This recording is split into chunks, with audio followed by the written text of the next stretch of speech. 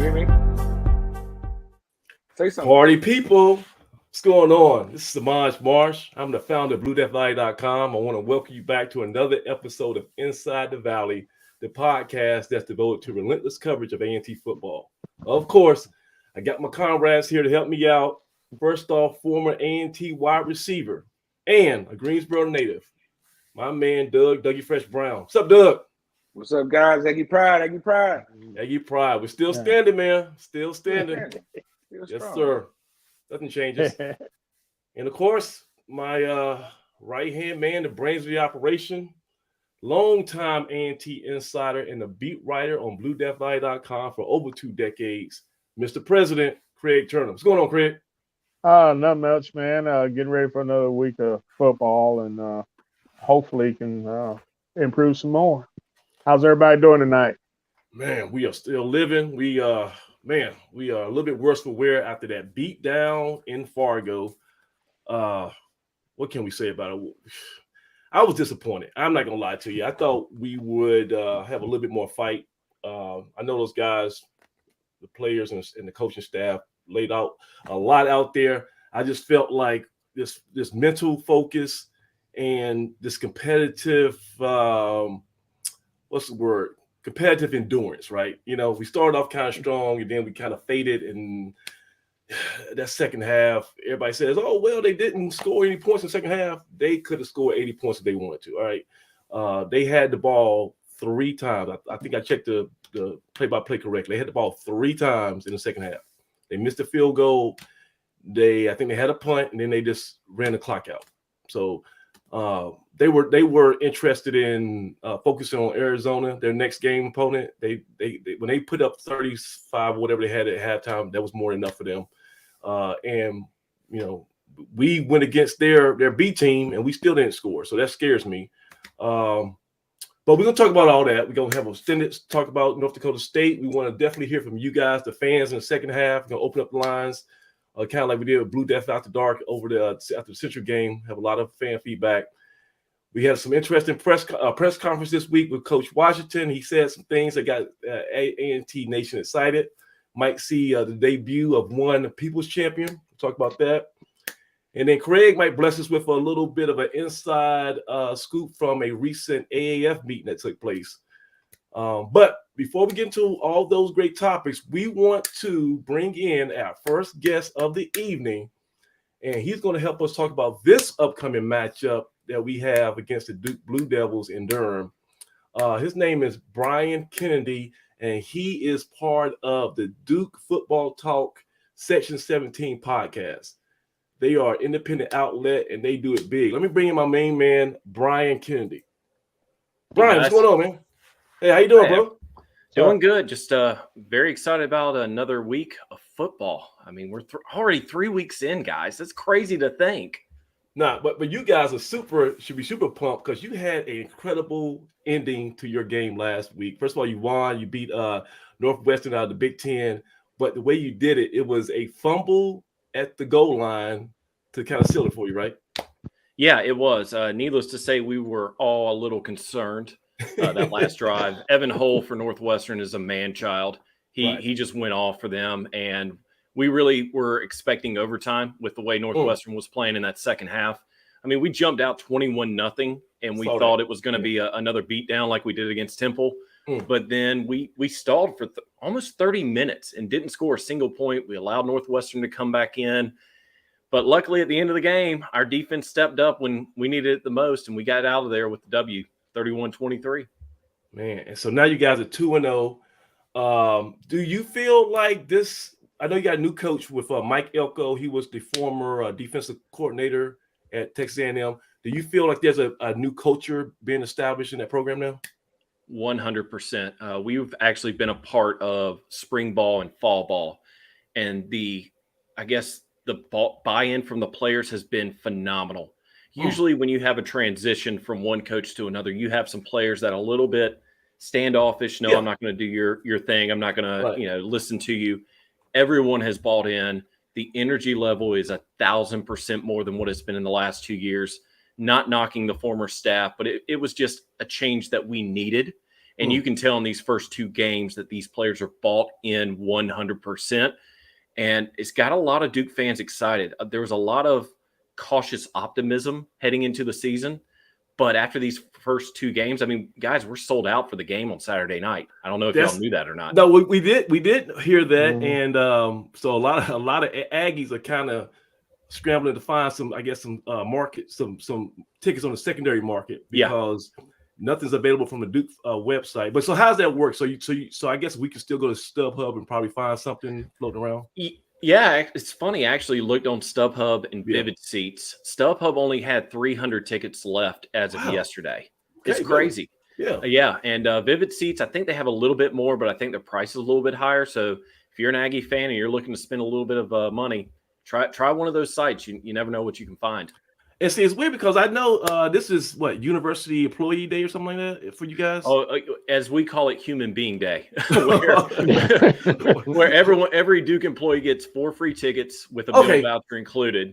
So what we've seen in the past is the stands are full for the first half, or at least until the food runs out, and then the stands slowly empty out. So we're hoping that Duke is on their P's and Q's this weekend, and they'll have plenty of food for everyone. Because if they do, it should be a great game all 4 quarters. And see, I like you guys because you're kind of like us. So you are independent. You don't answer to anybody at the Duke, athletic department. You're not part of the actual school website. You're your own entity, and you guys can kind of tell like it is, right? And so for the most part, so one of the things you do is you gave us. I listened to your podcast, and you gave some tips on how to approach this week's game with the food vouchers. Because you say that food might be short-lived, huh? Yeah. So if you're an Aggie fan and you are able to scoop up some employee tickets, there might be some in the secondary market. Right. Get there early. When you get through the gates, go straight to a food vendor and get your food right then and there. Because if you wait till the second or third quarter, you're not going to get any food. I hate to tell you. I mean, it's just every year we have an employee week or game, and every year we run out of food by halftime, I would say. So, yeah, if you're an Aggie fan and you have one of those vouchers, come early, get your food, and get in your seats. Don't play around. Around. And me and Craig were talking before this, and Craig, one thing that we always say is that when we try this is going to be our third, time playing at Duke. For Aggies, the thing that you have to get used to is that walk.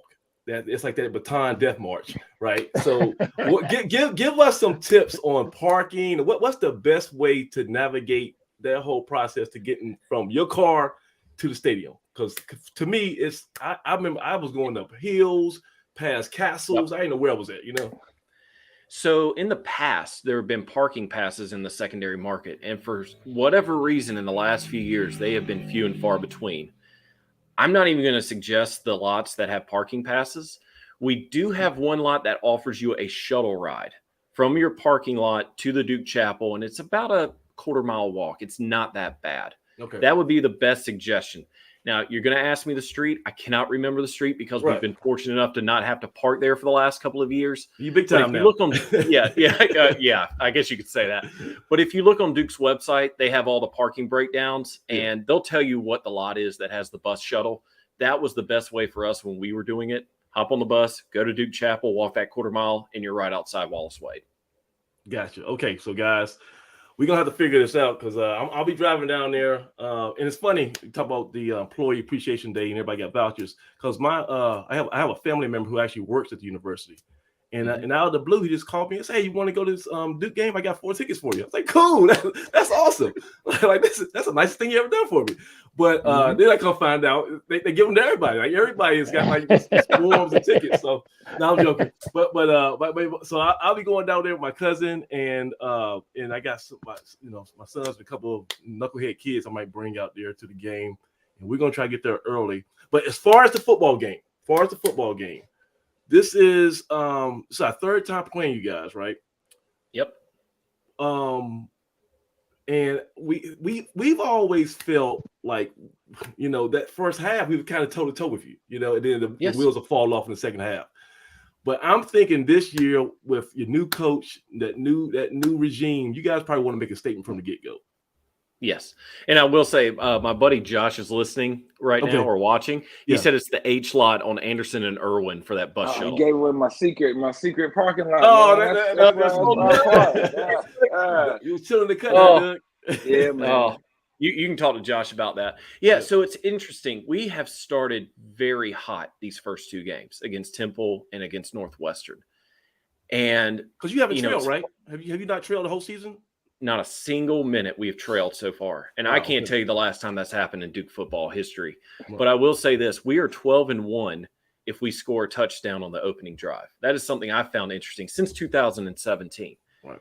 If it's anything like the first two games, we're going to start out of the gates hot, but we could very well stall again. And that was one thing Coach Elko was talking to the press about this week. That's what they've got to work on, consistency. We can't start out hot and then go cold, or go cold and then finish hot. And that's the tough part for us right now, because we've got a good quarterback in Riley Leonard. He's a sophomore, right? Only a sophomore, had the fourth best debut for a quarterback against Temple in the history of the school. Gotcha. I mean, we've got a good offensive line. We've got an experienced offensive line. Not a lot of people realize this, but the youngest offensive lineman is only a junior. Everyone else is a senior or a grad transfer. Wow. And that's one thing I didn't realize coming into the season. We've had some grad transfers. We've got some experienced seniors. So our O-line is probably our most stout position on the offense itself. But, yeah, I think you're going to see us get out ahead. I'm hoping. Anything could happen. It's football, as we saw last week. That's why you play. Yep, exactly. But I think the big thing is for us consistency and making sure we play all four quarters and we play the game that we know we can play. And so your receiver is Calhoun still back? Is he still there? Yep. Jalen Calhoun? Yep, he's back. He's actually leading the team. He went for 108 yards last week against Northwestern. He gave us the blues last year, man. I remember him very well. Yeah, and Eli Pankel, he's been a wide receiver that we have been wanting to show up the last couple of years. He's shown up this year. I think the change in offensive playbook has helped him out as well.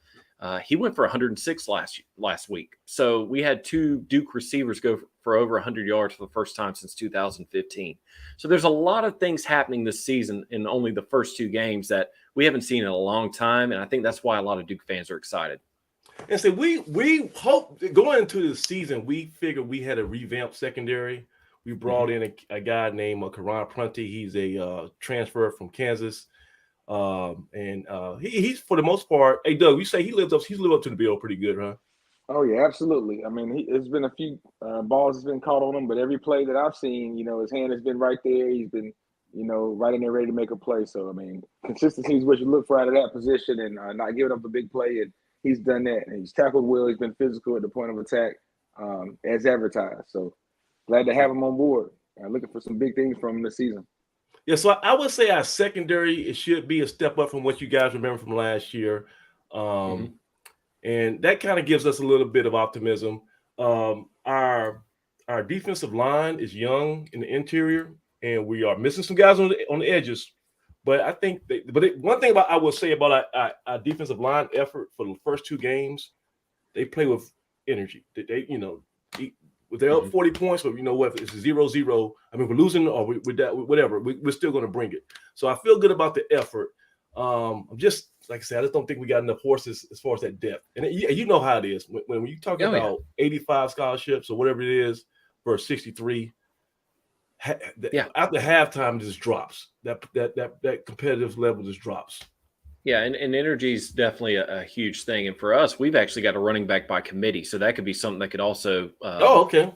Yeah, it could tire the defensive line as well. And we've been very fortunate to know that, we've got Jordan Waters, we've got Jalen Coleman, we got Jaquez Moore, I believe. He's our third guy you had last back. year? I'm sorry? Who's the kid who you had last year who scored? Mateo Durant. Is he still there? Nope. He graduated. He graduated. Okay. Yeah, he signed on with the Steelers after the draft. Fortunately, he got cut, but he's still looking for another opportunity in the still NFL. Out there. Okay. Yep, but Jordan Waters actually backed him up last year, so he's got experience, number 7. And he was the workhorse for us at Northwestern, 10 for 91 yards, 2 touchdowns. But Jalen Coleman was right behind him, 11 rushes, 83 yards and a touchdown. Jalen's actually scored in each game. So again, we've got a three-headed monster, as I like to call, in the running back position. So if one gets tired, another one comes in. That one gets tired, another one comes in. And they've all been producing so far. So that's something that we haven't seen in a Kevin Johns offense since he was at Texas Tech that one year. I think it was back in 2017 or 18. Okay, so you tell us everything we don't want to hear right now. So listen, I'm sorry. I'm just trying to educate. I apologize. No, I'm just kidding. Well, so check this out.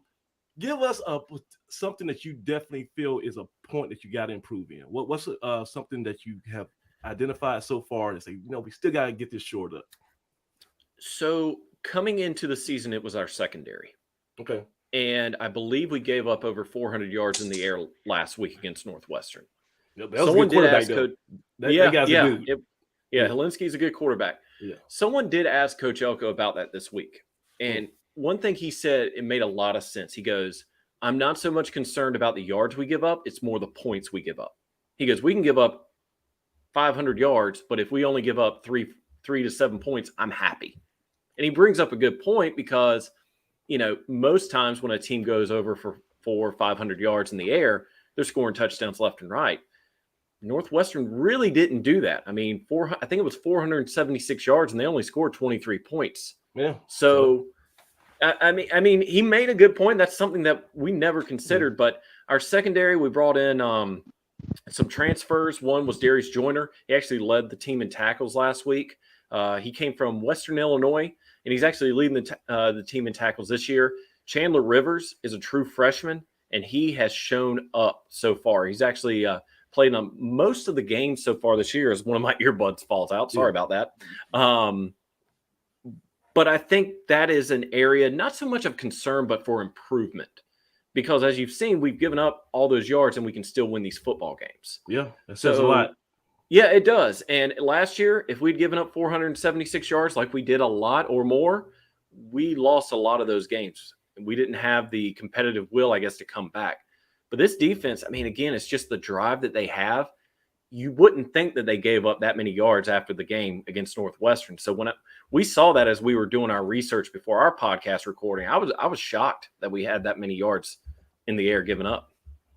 All right, so Brian, tell me, how did you guys even get started with this Duke Football Talk website and the Section 17 podcast? Because like I said, I found out about you guys this week, and I'm already a fan. Not just because of your inside of information, but the entertainment value. Because you guys you guys different segments and features and cool stuff. So how'd you guys get started? Yeah, so Josh, Jamie, and Scott have known each other pretty much their whole life. I'm the outsider, I guess you could say. Okay. And we knew each other from a fantasy football league of all things. That's how the four of us got together and knew each other. Yeah. Josh actually moved back. He's a pastor. He's actually a pastor at my church now, but he moved back to start a church back in 2017. So we started buying Duke football tickets, season tickets that year. So we got to 2019 and we realized, one, podcasts were the up and coming thing, but two, there was no podcast devoted to Duke football. Because let's be real, we went through 18 years of misery between, I think it was 1995 to 2008 before Coach Cutcliffe came. It was just abysmal. So we just decided, Josh suggested it and was like, hey, why don't we start this podcast? What's the worst that could happen? People don't listen and we don't do it anymore. Right. So we were off and running in 2019, and then COVID hit 2020. That was very interesting. It was the end of 19 into 20, actually. So our first season was really during COVID. So that was interesting to navigate through because we couldn't really go to the games. We had to watch from TV. It taught you how to be resourceful, huh? It teaches you. This pandemic taught people how to be resourceful. And that's the biggest takeaway. Yeah. So each and every year, we're just amazed with how much we grow, not meaning to. We have a thought in our mind of, hey, let's do this. Hey, let's do that. And then it just happens. It's something that we're expecting 2, 3, 4 years down the road. And it just falls into our lap where we can do it, the current season. But, I co-hosted with Josh and Jamie and Scott. I'm the stats guy, the teletape. I do something every week. Right. What I like to do is just for the fan, the casual fan that might just turn on the TV or listen to a podcast and say, I don't really know that much about Duke's opponent. That's why I give the tell of the tape, just a brief history. And, I always end it with a did you know?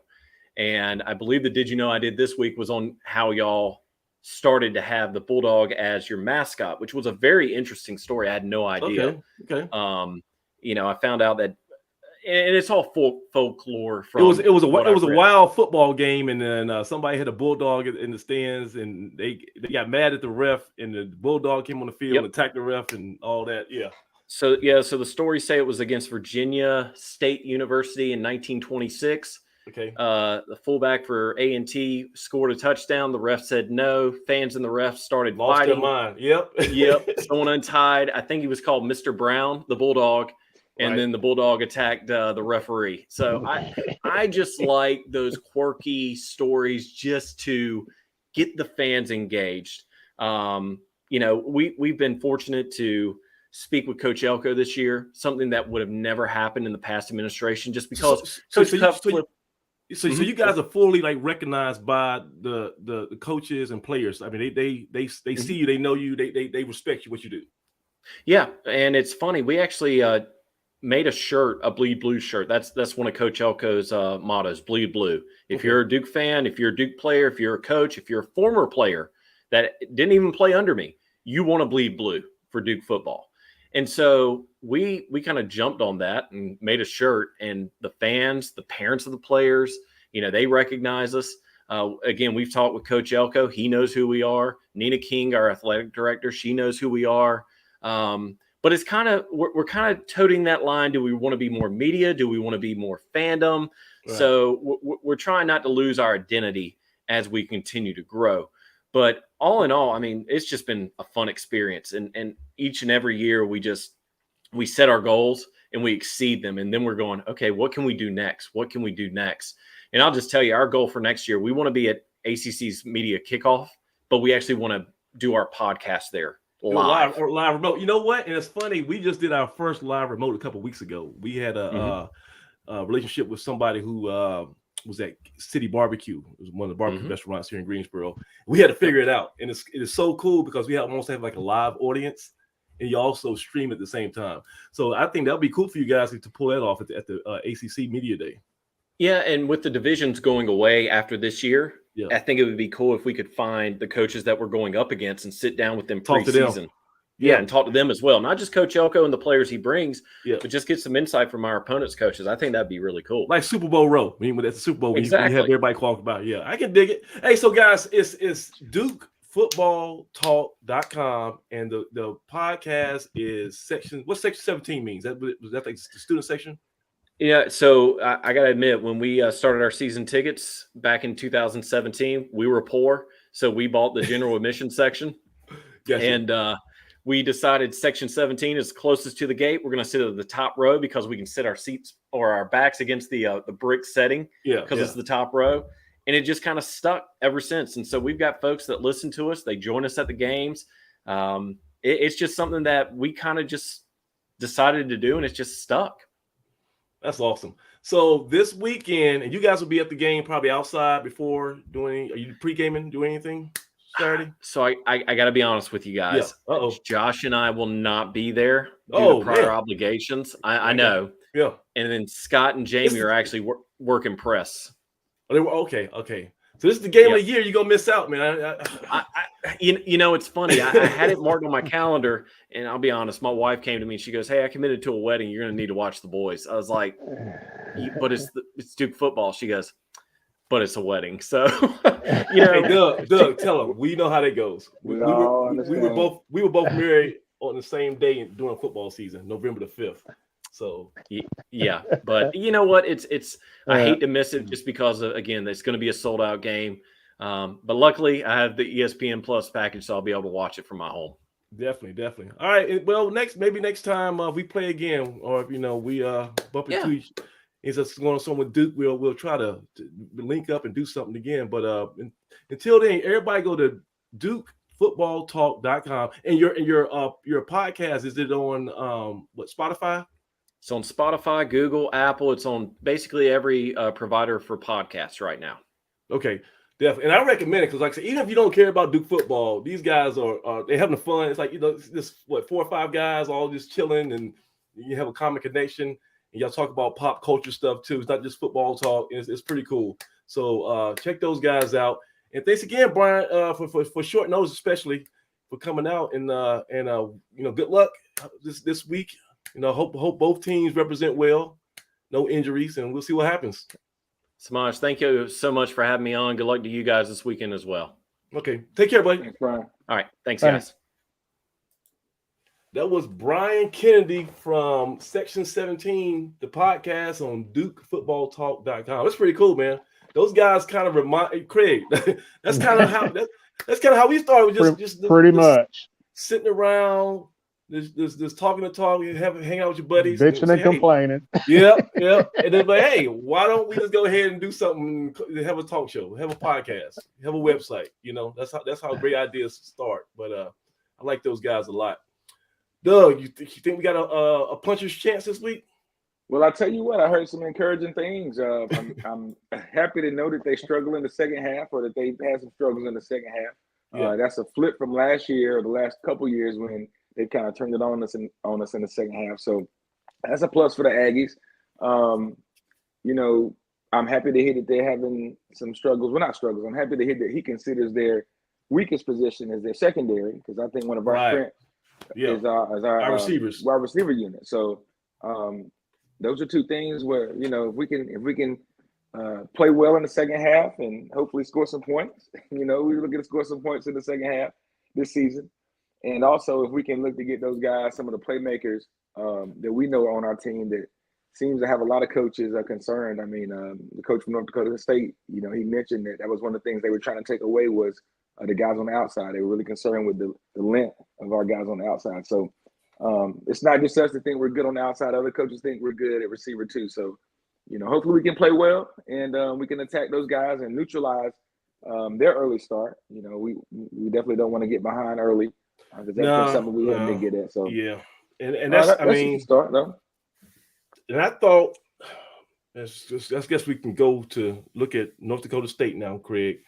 But why you say it like that? You really want why you say it like that, Craig?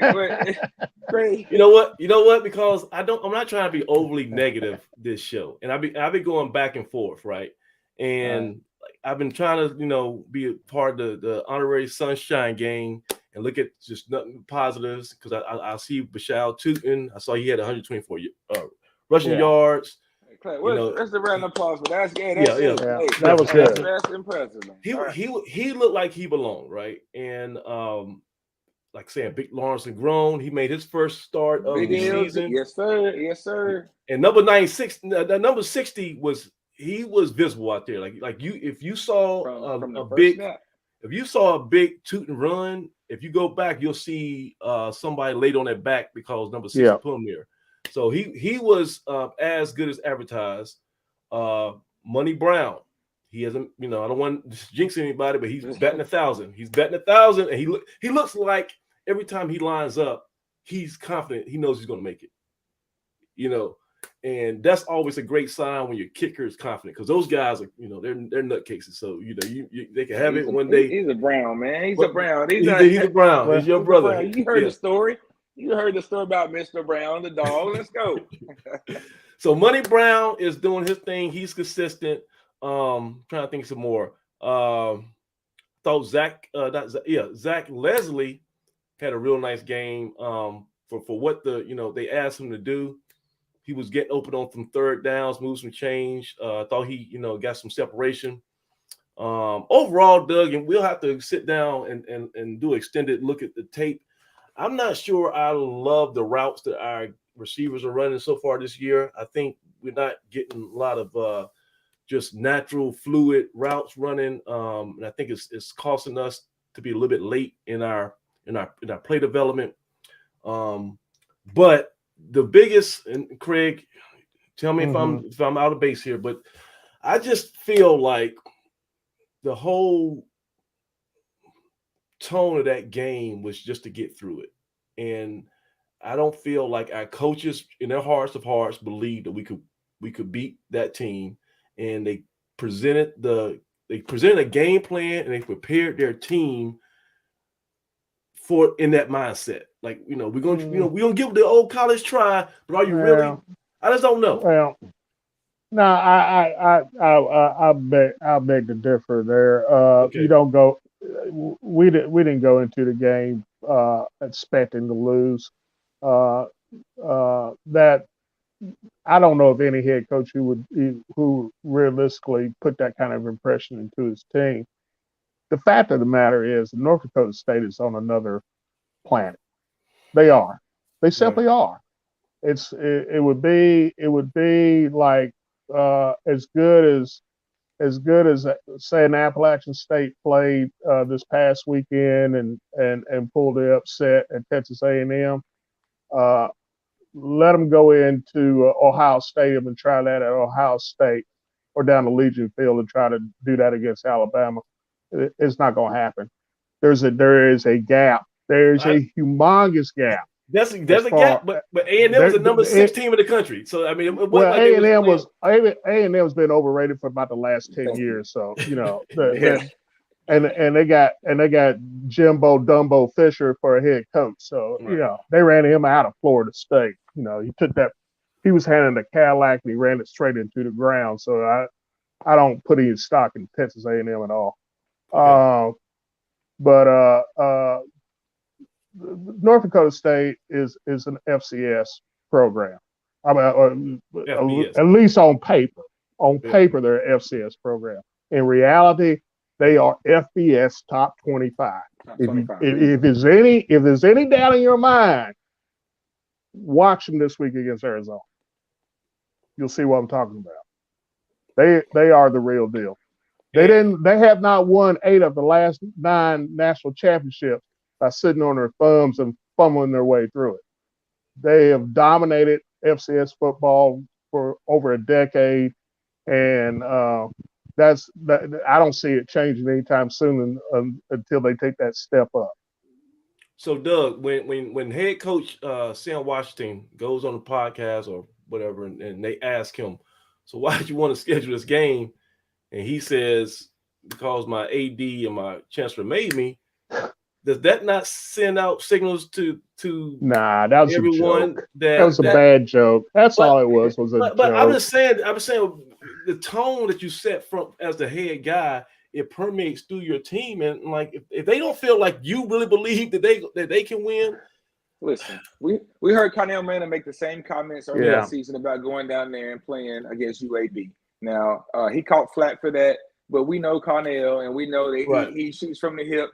And we know he's one of the most competitive SOBs out there, and he's going out there to win a ball game. Coach Washington is the same way. When he says out there, especially to the press, he's gonna give it to you dry. He's gonna just put it out there, but he's gonna coach his guys up and be ready to play. And I thought that was evident, and I appreciate Craig, bringing that up, man. I have to beg to differ. We showed some of the things that we talked about on the podcast that we were looking for out there from our guys, and let's face it. Like you said, Craig, they're an FBS team, a top 25 SBS team, hands down. And, they showed why. And it's not just all about X's and O's. Sometimes it's about discipline and execution. And that's one of the things we talked about last week. But our guys showed effort. The effort was there. I turned on the film. And again, Samaj, you're right. We're going to have to sit down and watch this one. Yeah. We might have to do something when we bring some other folk on. But I encourage people to watch the first 20 plays of the ball game. If you don't have time to watch the whole game, but watch the first 20 plays and ask yourself, did we come to play and were we ready? Because the effort was there. Now, everything else we talked about was there too. There was no help from the officials. We didn't go out there expecting it, but from the first play, with 2 blocking the backs, just blatant, and they didn't have the best camera view for you to kickoff. See. Oh man, 2 guys go flying, and I slowed it down, pause any way you want to look at it. Blatant blocking the backs, right? And that aided the big return. And they had a good kickoff return scheme. Nobody is able to run the walls anymore, or the wedge anymore, but they definitely set up a nice little staggered wall. And it was a good return scheme, and that's why they were able to break 2 pretty much in the same manner, right? So we gave up those plays, but that's the big play off the rip that brings you back. Maybe the drive starts a little different on their first drive, right? But even so, they came out their first play, incomplete pass broken up by Prunty on his side, all for naught. Great defensive play. Next play, they try to string it out on the run play. We get plenty of penetration, bounce it out to the outside, just like we want to make you do. And Ty Clark King was there for a 1-yard gain and a physical tackle. and we're ready to play, guys. I mean, we're on them early. Third down, they run a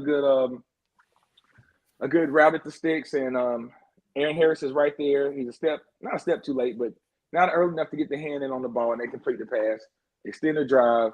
And you guys know how it went from there. They ran the scissor route, the crossing route again, and they're able to take advantage of. Yeah. Actually, I got this first drive clipped up on. Let's pull that up. Let's just go. Let's walk through that. Let's walk through it. I want to do that first drive and then take a quick look at our first drive. It's a tale of two drives, and we'll just kind of compare and contrast. All right. All right. So again, guys, that's a tough loss. It would have been nice for them to come into this 1-0. This is that blocking the back. Andrew Brown will put it in the air. Kobe Johnson and Raja Nelson are back deep. Sit back, folks. Here's some Bison football for you on WDAY.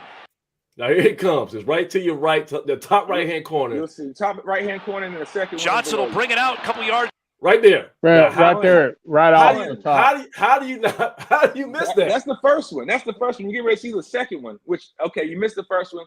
You should at least get the second one. The guy's about this on guy? the hash mark, a little below the hash mark. This guy, okay. Yeah. It's deep in his own end zone. Boom, that's nudge. To get to the outside here.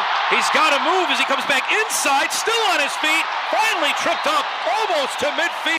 And look, North Dakota State is good enough. They don't need a help where they start off on your 45-yard line, and they should have probably started off on the 3-yard line when you talk about half this to the goal.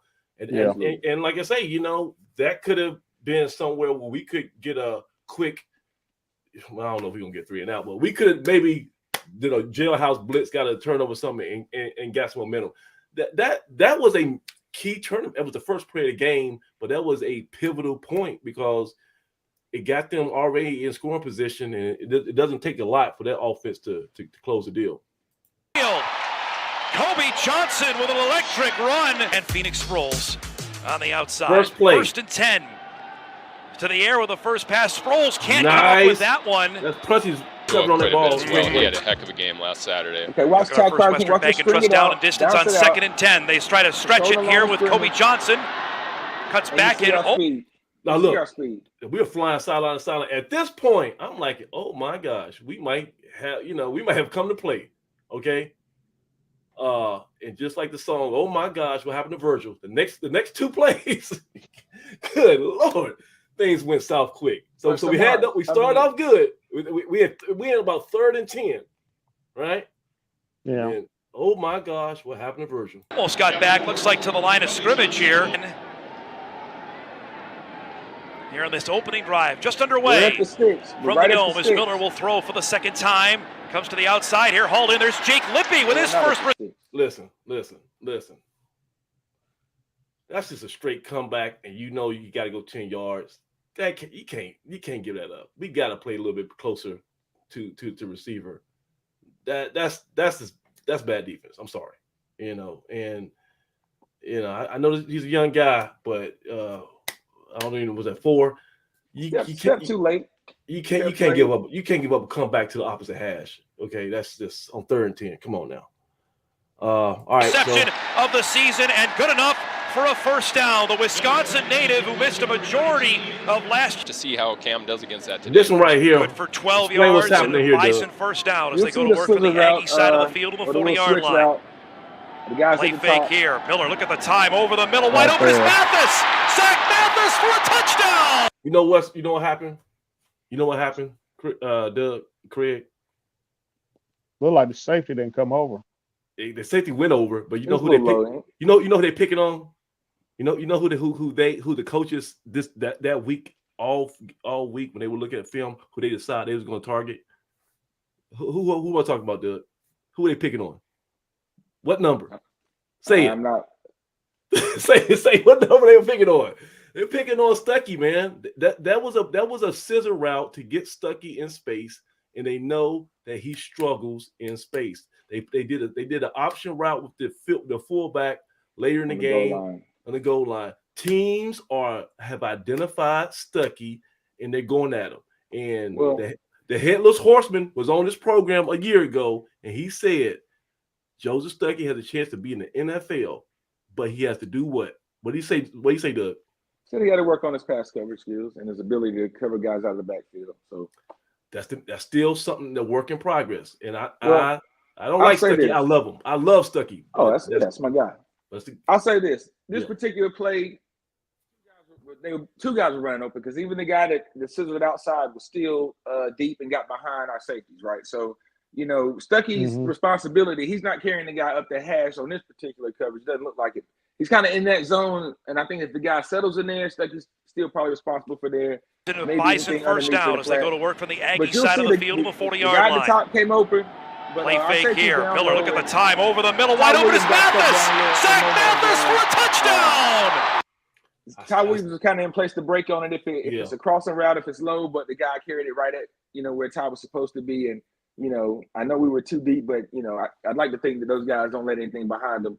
And so he let a guy behind him, and so I'm not going to put that one on Stuckey. I'm going to put that on the guys on the back end because, you never want a guy to run behind you. But it's a good design play. I told you that's what guys are doing. They're running scissors routes and crossing and mesh plays, and that throws your vision, right? Throws your sight off.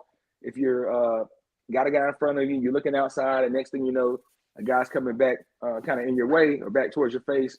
But that's a communication thing, and that's being on top of things. But to me, that's still not a bad defensive call, right? That's you can look at that play and say, I don't know exactly where we're in. I'm not on the defense, but I'd like to think there was supposed to be a man back there in that area, in that void, and we didn't have a guy there, and they made a play. Talented receiver. We talked about guys they went and got from Florida and Georgia, and that's one of their guys from Tampa. So that's the guy they were looking to get the ball to. It looked like a play that they were ready to call almost when they got in a scoring zone, a scoring territory. So that was their big shot play when they had on the book to say, hey, this is where we think we can take advantage of them. And they were able to. So that would come with experience. Ty is still getting some experience back there, and those guys are young. So that's something we definitely gonna have to shore up as well, right? Hey Craig, who's the last great free safety we've had? Who'd you say? Oh gosh, free safety. Playing that center field. Who was that? Who you say? You said great free safeties. Yeah, that's center field. It depends on your definition of great. We've had good guys. Okay. If you want to, let's go back to the start of the era. You got Clue 99. If you want to go greatness, Daryl Clue was great for us, and I think he sets the tone in kind of this era in 2000 zone. So Pittman right after him, Montreal Pittman was good. Yeah, he was solid, smart guy. And I think you came back with Charles Harper was solid for the 2003 championship team.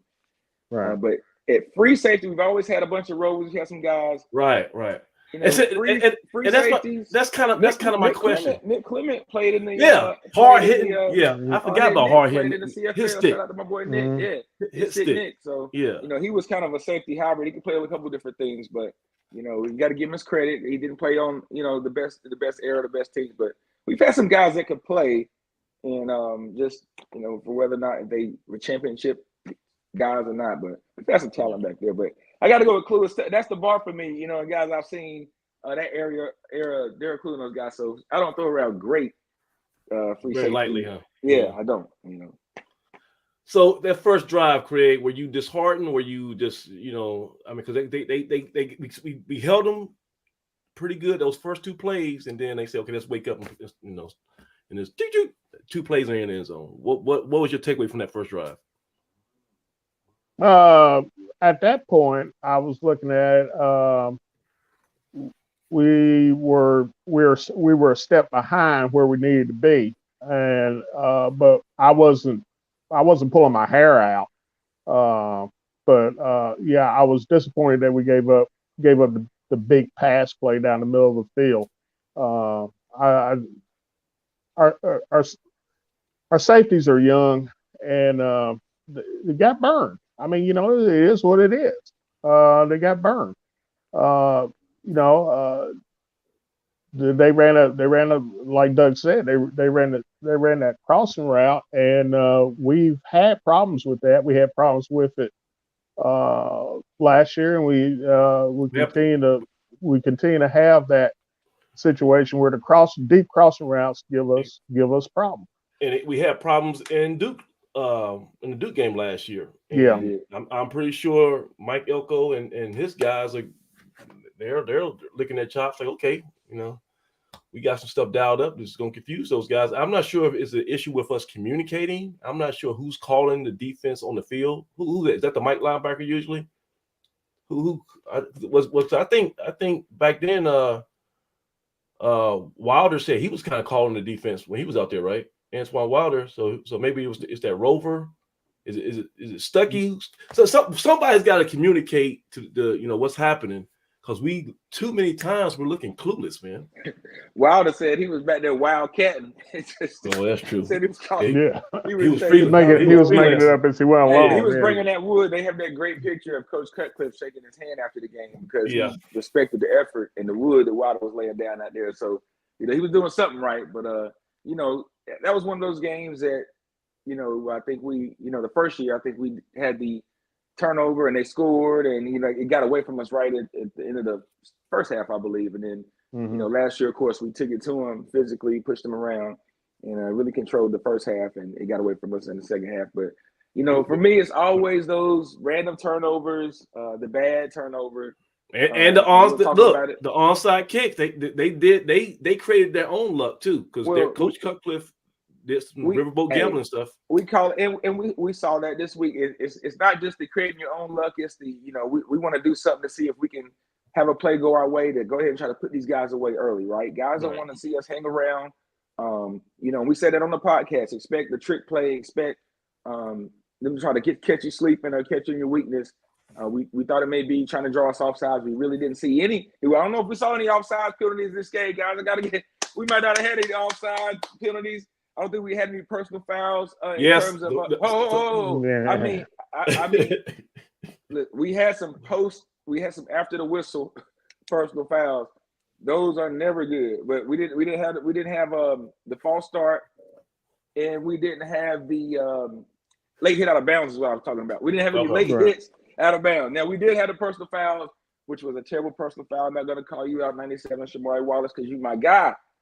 But listen, we can't be having hands to the face when we put two hands on the guy's face mask. That to me is just selfish. That's just saying we talked about. I'm mad. That's selfish. We can't have it. Can't have it.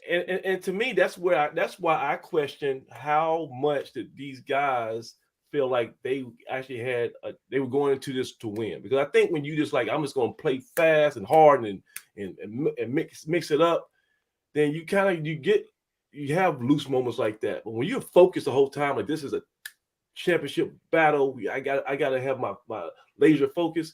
I think you tend to have more discipline. But I'll reserve judgment on that until I talk to him and ask him what the man said to him. Because I told you guys we were going to hear and see some things that we never heard before. And when I saw the two hands to the face mask, on one play, I'm like, man, I don't know if he was trying to take it off, but he got up under him. We'd like to do better, but things happen. The one later in the game, because of the camera view, you can't see exactly what happened. I just know it was after the whistle and somebody's helmet came off. So let's do better there. Let's pick that up. We can tighten that up. But, like I said, the effort was there. We knew it was going to be a physical ball game.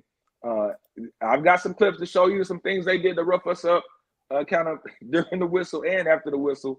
But that's the nature of the game, and we knew we weren't going to get those calls, and we definitely can't put ourselves in a hole and get those calls against us. Now, it affected the kickoff. They didn't affect the kickoff. So we had a 15-yard penalty that they assessed on the kickoff, and so they really had a chance to kick it out of the end zone or try to pin us deep. And they chose to do kind of like a little, what do you call that? Pooch kick. They pushed. Yeah. Let me bring this up. So this is our penalty. Will Cardinal will boot this right on the midfield stripe after the personal foul. Short kick here.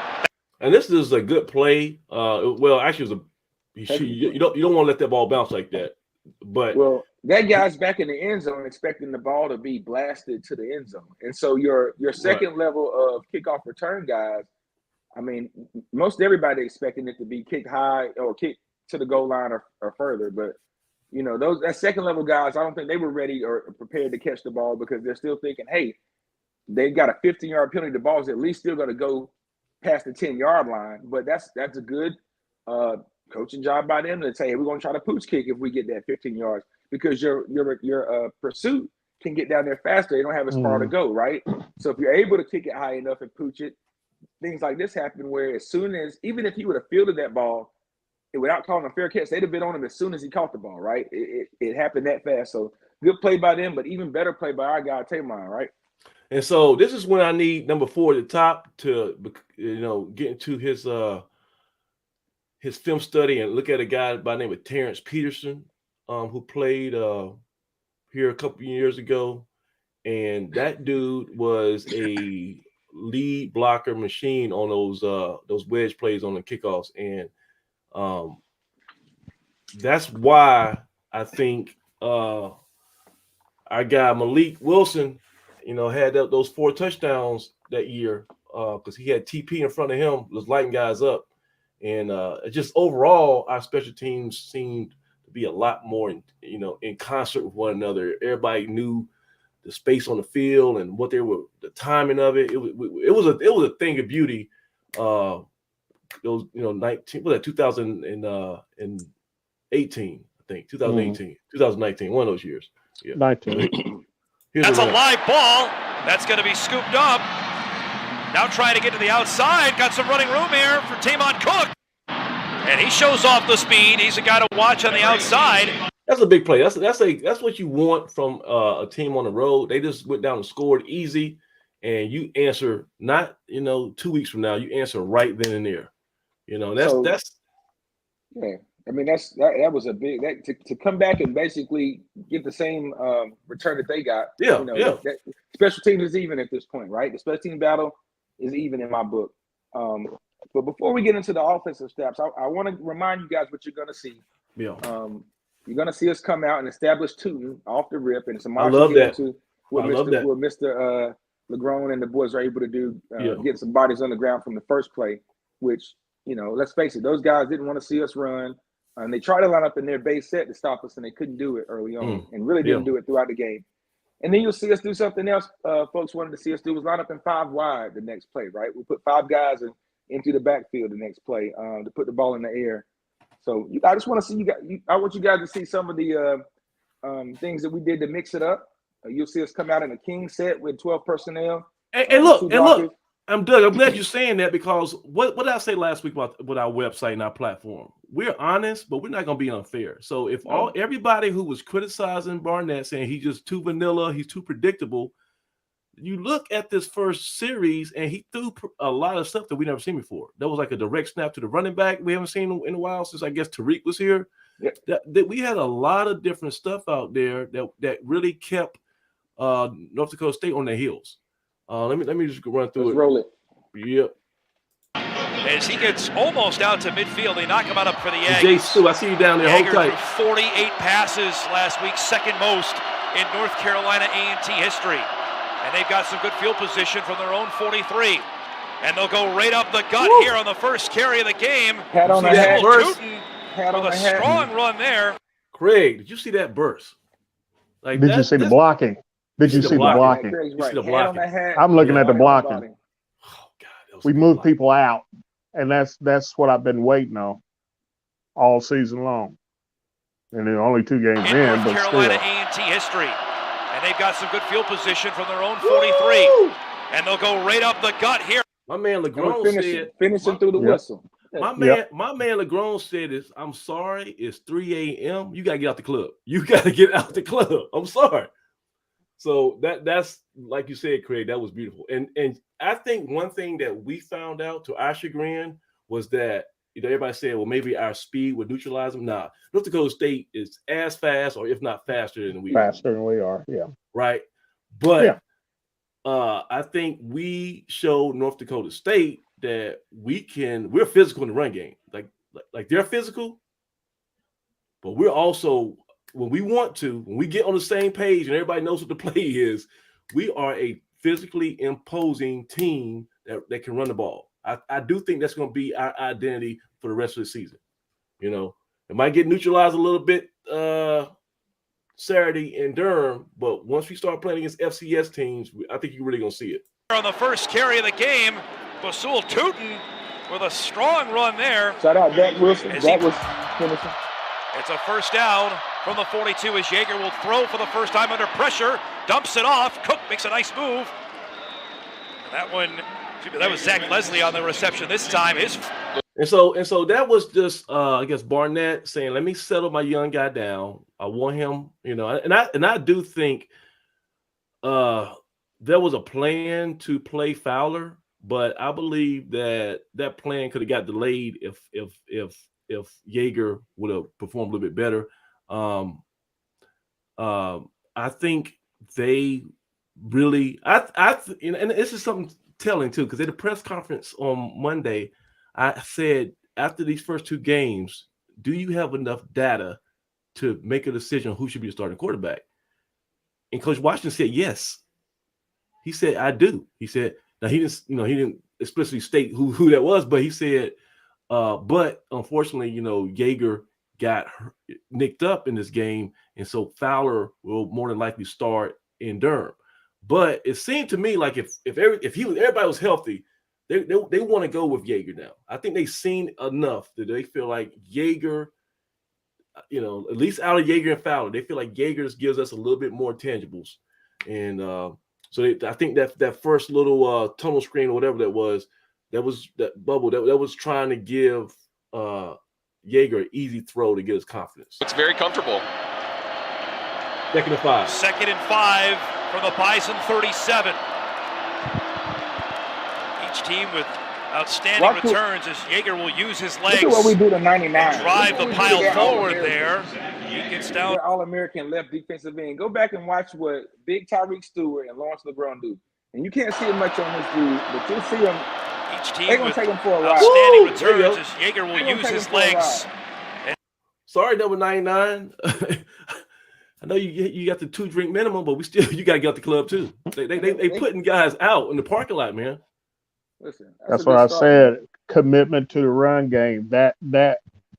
We've got the people to run the football. We have got to continue to run the football. That's what we do. That's what we're built for. We're not built to throw it all over, sling it all over the field. We're built to run the football. So you're saying we're not probably designed to throw the ball 48 times in one game? That's not the winning Western League. No, we're not built for that. We're not built for that. We're built to run the football. And let me say now, Doug, if there's anybody on this planet who is a Fowler guy, who would that be? That'd be you. That's me. Right. That's the worst kept secret. I am pro Fowler. I'm a Fowler. I'm team Fowler all the way, right?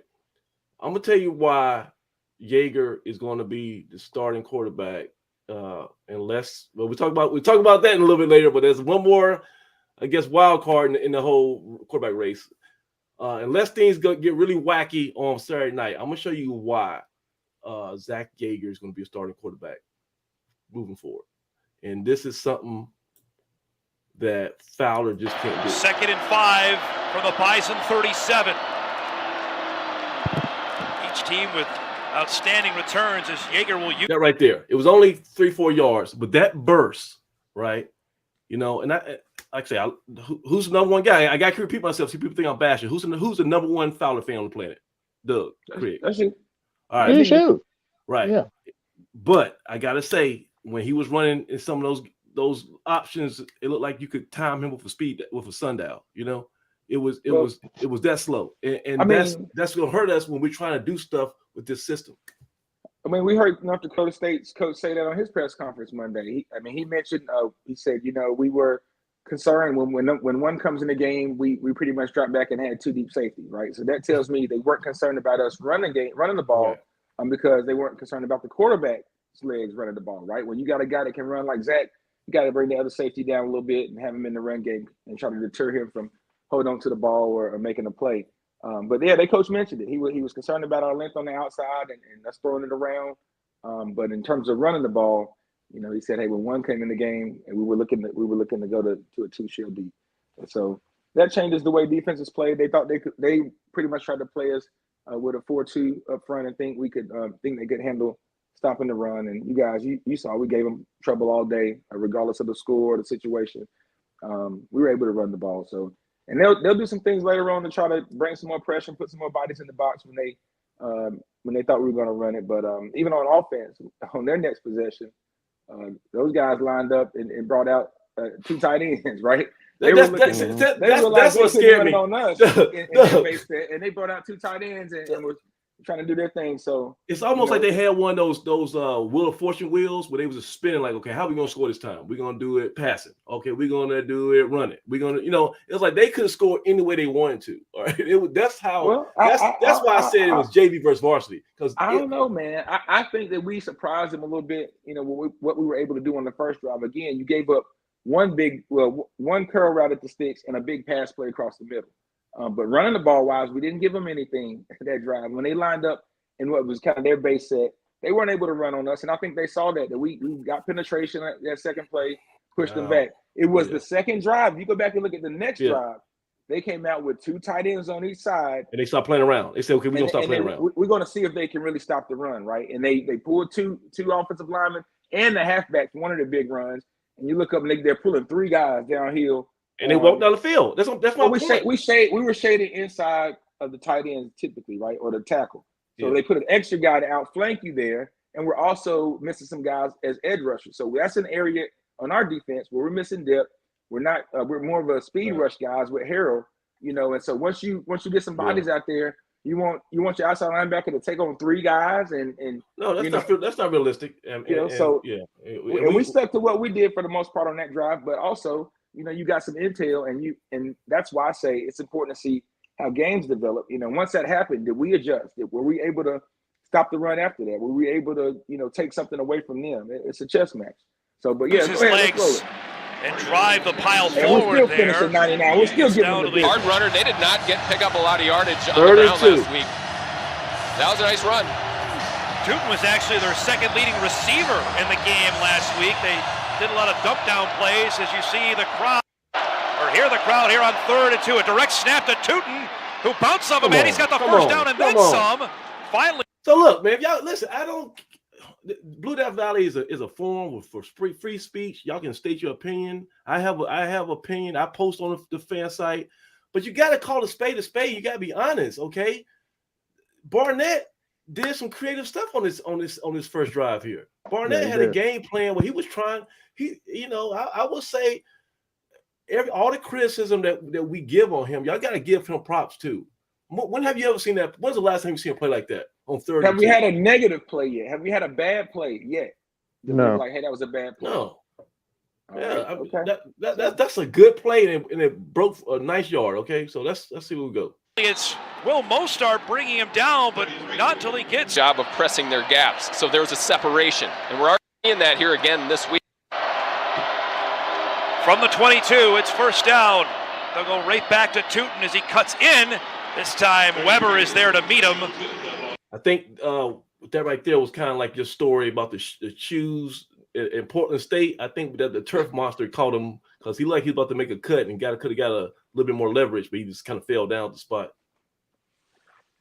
Yeah, man. He gets his foot under, man. He's one of those guys. He reminds me early on, and it's funny that he broke out like this game because I remember when Kayshawn Baker, right? Kayshawn was just too quick for his feet early on. I'm like, man, if he can just get everything under control and get everything synced up, he's going to be special. And Tootin's had some plays where, he gets tripped up, or I think last week he kind of one tackle away and opens. And the next thing you know, man, I was like, man, if he ever stay on his feet, did he figure it out and calm down? And it's like he got better and better as the game went on, right? Yeah. But we know he gets to about the 20 and a gain of 2. It's a gain of 2. It'll be 2nd down and 8 from the 20-yard line. A 7-0 Bison. A&T with its first possession of the game. This is my one. Yeager will throw. Wants it off of the end zone. That's going to be incomplete. Okay, now listen. Two things, Craig. Either here's the good and the bad. The good is he saw what was developing. They were ready to double team our outside guy. He just threw the ball out of bounds, right? Maybe that wasn't a bad throw. Maybe he said, I'm just not going to take a sack here, and I'm just going to throw it out of bounds, live for 3rd down. I think that's exactly what he did. But I'm saying you still got other route you still got other options on that play. You know, you had a pocket, you weren't under the duress. Why not plant your feet and go to the guy who's running, looks like a dig on the inside? You know, like hold on. Before we even go there. Okay. Yeah. Go ahead. Look, we'll run it then and we'll back it up one more time because I want to see something else after this. Is what because what really happened. What did I say, Craig? I mean, and Doug, what did I say? I said a quarterback that is not good enough to just identify a problem. Yes, this guy is double covered. That's not going to work. Okay, that my first read. Your job is to solve problems. That's how we're going to get over the hump. That's how we're going to potentially win the Big South this year. Last year, we just kind of just went with the flow, identify problems. Sometimes we call problems. We need a quarterback who's going to solve problems. And I think you have something on this play where, okay, the guy up top is not open, but you do have another option. Why was the guy at the top not open? This is why we watch the film. This is why I tell all my friends who jump on Blue Death Valley, all my friends, all the pundits, as I say, guys, before we run the clip, I watched games all Saturday long. I saw Alabama and Texas. I watched Texas take these same shots down the field and keep themselves in the game because I say there's only 3 things that can happen, right? 2 of them are good for you. Either it's going to be a complete pass interference, or an incomplete pass, right? Now, in my opinion, this particular play should have been pass interference, okay? He is not open because this corner has his hand. First of all, both guys are hanging all over Zach.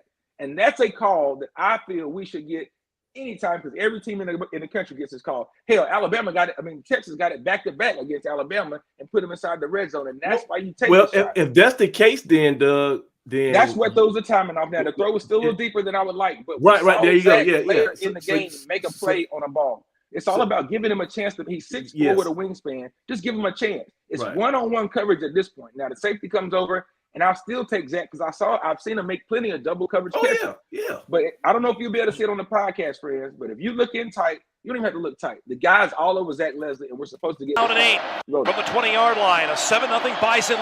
A&T with its first possession of the game. Yeager will throw. Wants it off of the end zone. That's going to be incomplete. Tough to see here. You can see it on the replay. You got a replay on there too? No, I don't have the replay, but it looks like we'll roll the close up. It looks like the referee almost was thinking like you thought because I thought somebody kind of reached. But when that ball lands 10 yards out of bounds, what can you do? That's an uncatchable ball. And you don't know what the rule is. You don't. Well, it's uncatchable because he's being held. I mean that's the way that ball was going to land where he could have made a. But I think the rule is you don't know what if the receiver is athletic enough to make a jumping catch and catch that ball. We'll see Zach later in the game make an athletic catch on the sideline where he out jumps their corner. But in this situation, the ball landed by the ROTC guy though. You're not, Mr. Fantastic. This is the angle of the camera. Right. It's out the back of the end zone, but we see plenty of guys make outstanding catches in the back of the end zone, right? Yeah. That's a judgment call. If nothing else, it's holding. It's defensive holding. Right. Yeah. That's your argument. That's your argument. He should not be making contact with the guy. And I promise you guys, when you watch the replay or of this play on the broadcast, it's not even close. I mean, you can see the guys holding on to the back of Zach's jersey. And I mean, it's clear as day, and it should have been clear in real time too. But looking for Leslie there on the we're not gonna get any calls. Third and eight. A&T already converted. Quarterback, I don't need you to identify problems. Me and Doug can do that after the game when we watch film. Okay, Craig can do that in real time because he knows everything. He's a little bit smarter than me. I am at least. So, so listen. All 3 of us can identify problems. I need my quarterback to solve a problem on 3rd and 8. Okay. The 3rd down earlier on this drive. Showing blitz. Braves lined up next to Yeager. He wants to throw. Here they come. Gets away from Mostert. Wagee in there, and he throws that one away. It'll be 4th down. Okay. Now I got to ask you, what is it that you would want the quarterback to do when they run the twist? You know what? That's a good question. And not miss, but we had a bust. All right. Right. We had the guy. They sent 7. They sent 7 more than you can block. They ran a twist. and we didn't pick anybody up on the right side. So you've got 99 there, All-American defensive end, chasing you down. I'm pleased that we didn't get the sack fumble or we didn't throw the interception on this play, because we may not have gotten the 3 points and scored on this drive. That is a winning play to throw the ball away. We saw him take go ahead. My thing is, you see that they crowd the line of scrimmage right there, right? You see all these guys are showing blitz. They're going. Some guys are going to pull back, but they're showing blitz, right? You got to have some type of sign, because basically his eyes went right the whole time. He was looking for this guy up top. So when he didn't have time to get to that ball to him, and I think that he just kind of said, "Well, this play is dead. Forget my other routes or whatever. There's no hot. There's nothing else." There's no dump off to the running back. I'm just going to just try to, throw the ball out of bounds or, mix it. I just think we got to be, like I said, I'm asking a lot because it's a big ask, but it's the big requirement. If we're trying to actually win the Big South, our quarterback has got to be a guy. He can't be. Well, we saw what happens when your quarterback is not being super productive a year ago. Okay, we got to have Fowler or Yeager or Brick Handler or Hooker, whoever's there. They have to actually take over and be a guy. It can't just be, they're showing the blitz. Let's just throw it out of bounds and worry about the punt. No, we got to fix it right there. How about we change the protections? How about we call our hots? That's not impossible. How do we know that he's not changing something right now? Because in my honest opinion, I think the defense is set up. The defense is thinking RPO, right? That's kind of what we've done.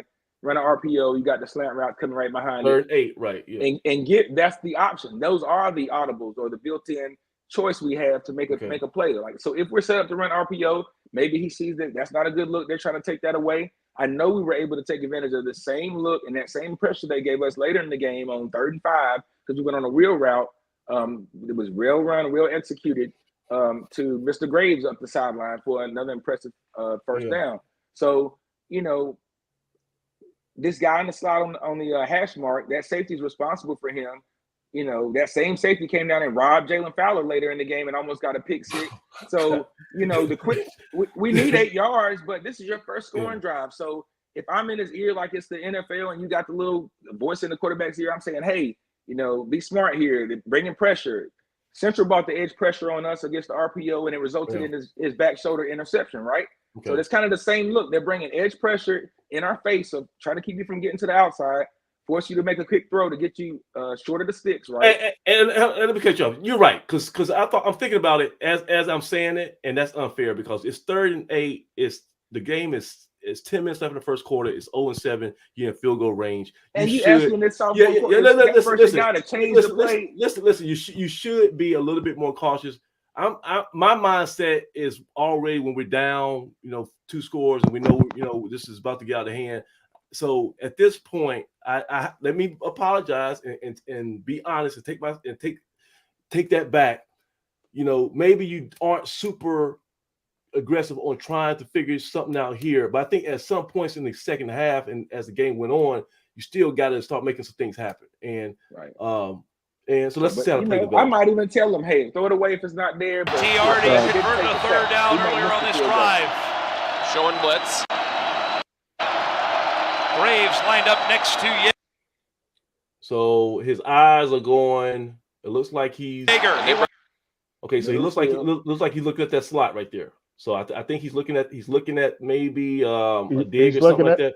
He's looking at the slot, see if the guy's going to release or not.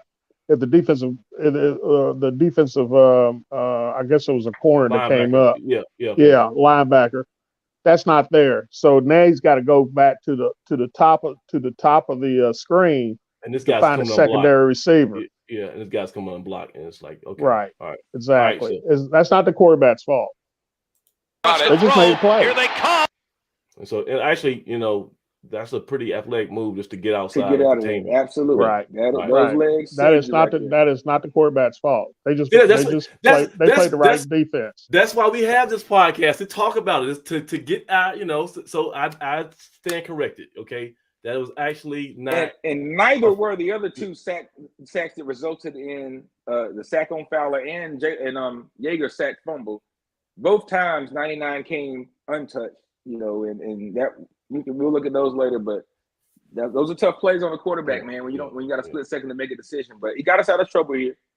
Gets away from good play, and the 99 is a man. Like, I know he got they say he had like an ACL injury. He's a 6-year senior. That dude's gonna be playing on Sunday. He would have been playing in Sundays this year had he not torn his ACL in the second game last year. So he came back, you know, to have a better year, and he's a year removed from an ACL, and he's still out there, you know, playing pretty well. So before I finish this, that we put like a little play on our website and on our fan forum, said whose fault is it? And it was the play later on in this half where Zach actually got sacked on third down and fumbled and lost the ball. And it was, you know, a lot of people saying it was this guy's responsibility, it was a miss, whatever. But did you see both of those ends just get off the ball? Like, I'm not just 99, but the guy on the opposite side. Though they got some dudes, man. Like, I knew they were good, but I didn't know they were that athletic. I watch Henry Daniels come untouched and be back there and almost take the ball out the running back's hands too. When you're unblocked, and you know, I'm not sure if it was a scheme thing or if the other guy was blocked. It looks like the other guy on the other side was good. It looks like one of the plays that, you know, the tackle was trying to dip inside and help out a little bit before he got back outside, which may work in our scheme against most teams. It's not going to work against that guy, and you know, and I know he's super athletic, and our tackle he's capable of doing it, but you know, that was not the play that, you know, it didn't work out. Not the one. Like I say, I think if Barnett had to do it all over again, and of course, you always hindsight's 2020. I think because I showed it in that same thread on the board that it was kind of the similar design as what we did in 2019 against South Carolina State, where we had the double the cross and drag routes and we threw it to Ebell for a game-winning touchdown. But in that one, we used a different personnel. We actually had a tight end. So I think you can't just have 5 linemen and it is right. That's just too much. But I will say there were times when we left him. They lined up wide 9 and then 2 I think they were showing double A gap blitz with the linebackers. They were lined up over the guards, and they had like a wide 9 look, and we had five linemen trying to block. Well, there were some plays where we did take advantage of him being unblocked, and we left him unblocked to make him have to make a decision whether he was going to play his responsibility. There were times when he had to go chase a running back that didn't have the ball, but that was his responsibility. He had running back. So there were times when I think we knew what his responsibility was, and we kind of played off that and made him play in space, and we took advantage of him on like 2 or 3 plays that I saw. But there were a lot of plays where he took advantage of us, and I think his plays were more impactful. Yeah, 99. Wagee in there, and he throws that one away, and it'll be 4th down.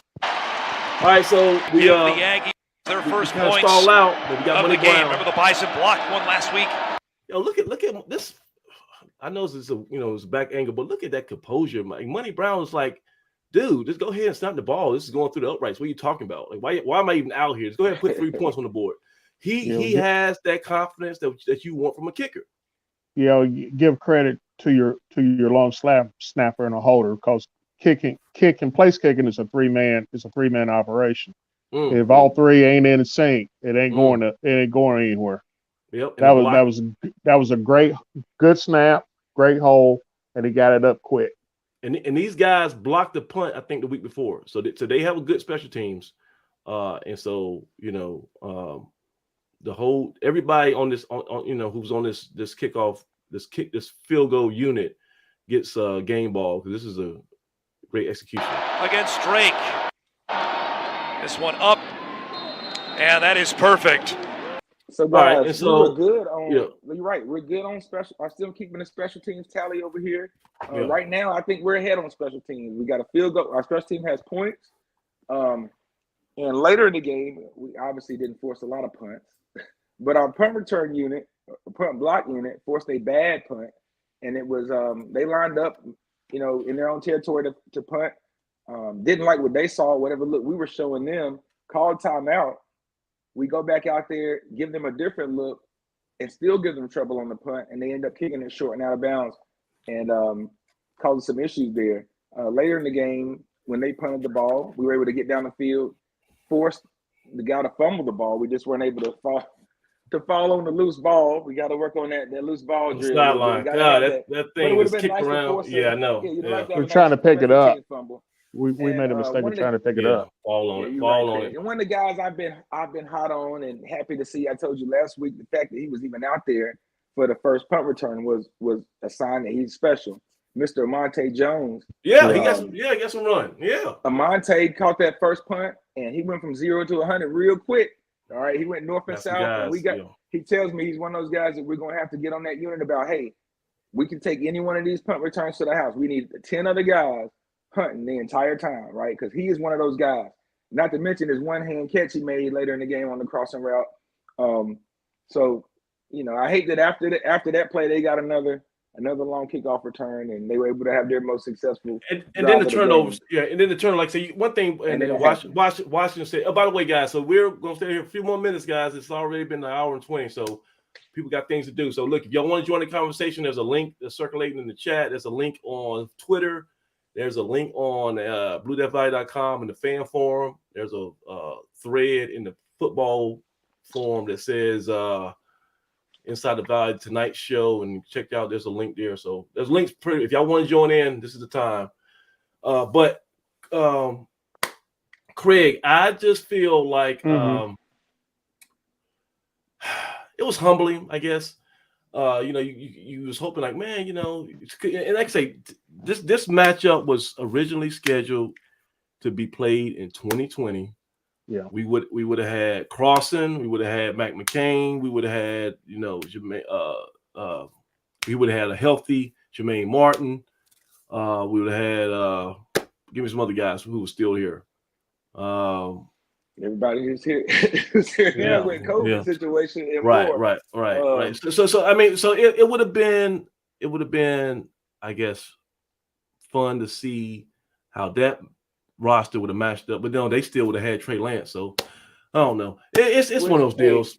You play the game you play. We played. He'd have been his 19th game as a starter. He'd have had less experience than most of the guys we'd have had on the field. He still ain't showed us that he's ready to go to the next step on that next level. But it was a learning experience, and we were the only team that learned some things.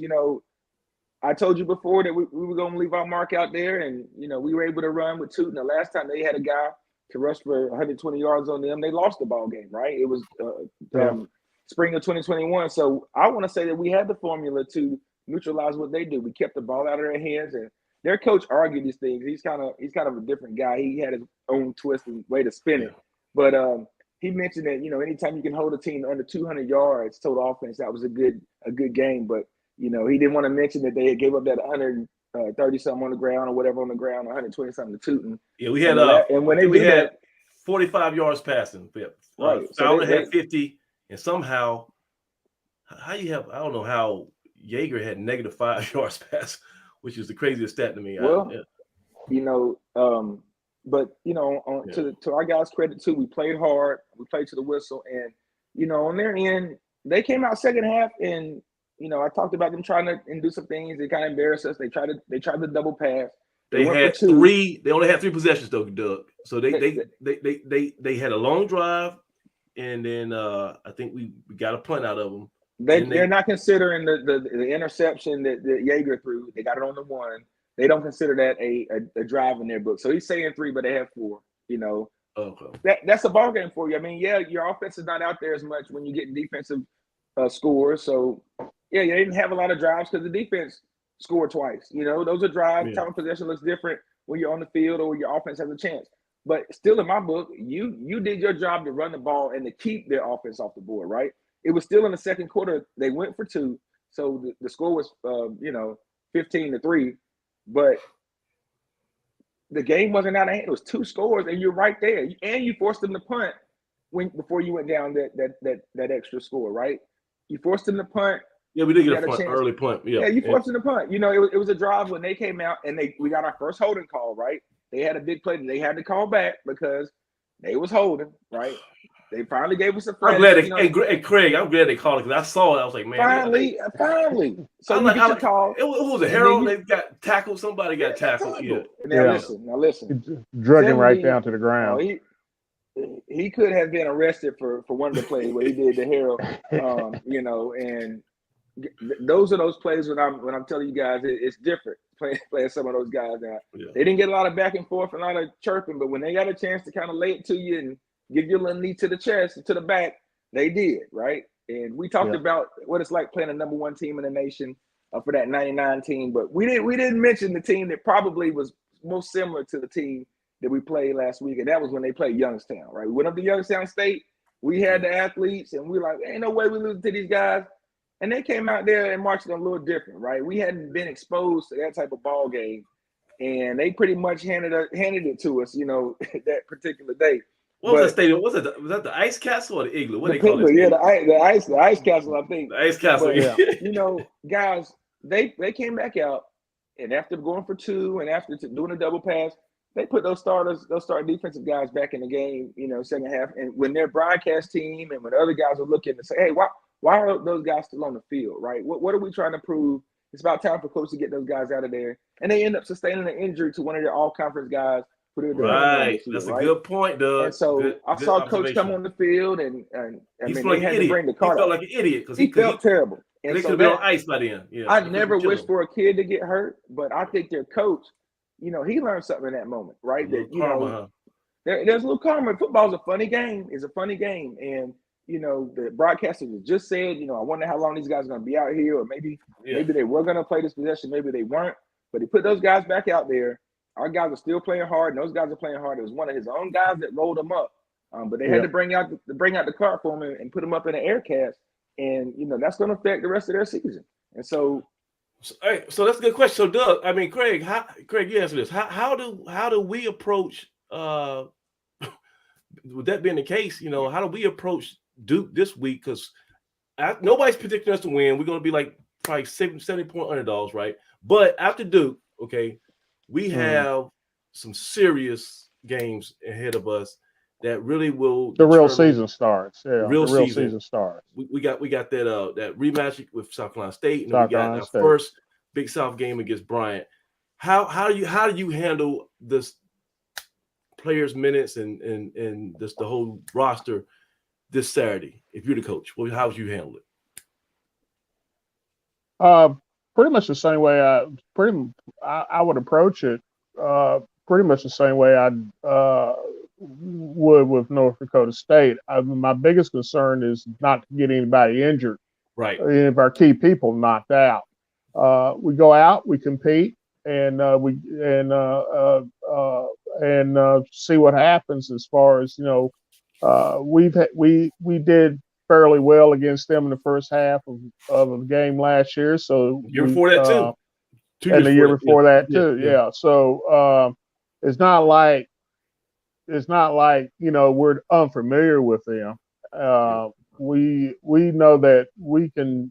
There are some things that we can do with Duke. The biggest thing is going to be is for us is to stay in this ball game.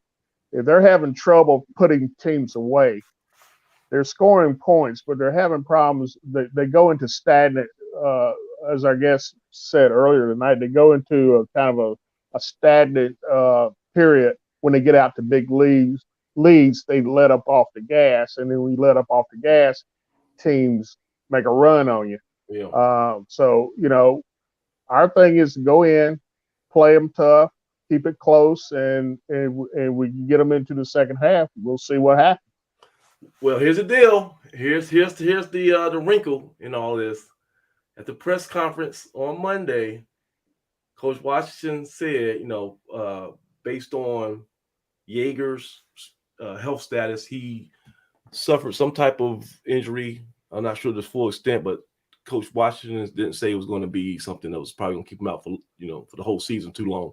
But he says more like a pain tolerance thing. It's a non-throwing shoulder, so he more than likely is going to start Jalen Fowler. But he did say, and this is unsolicited, he said expect to see the People's Champ.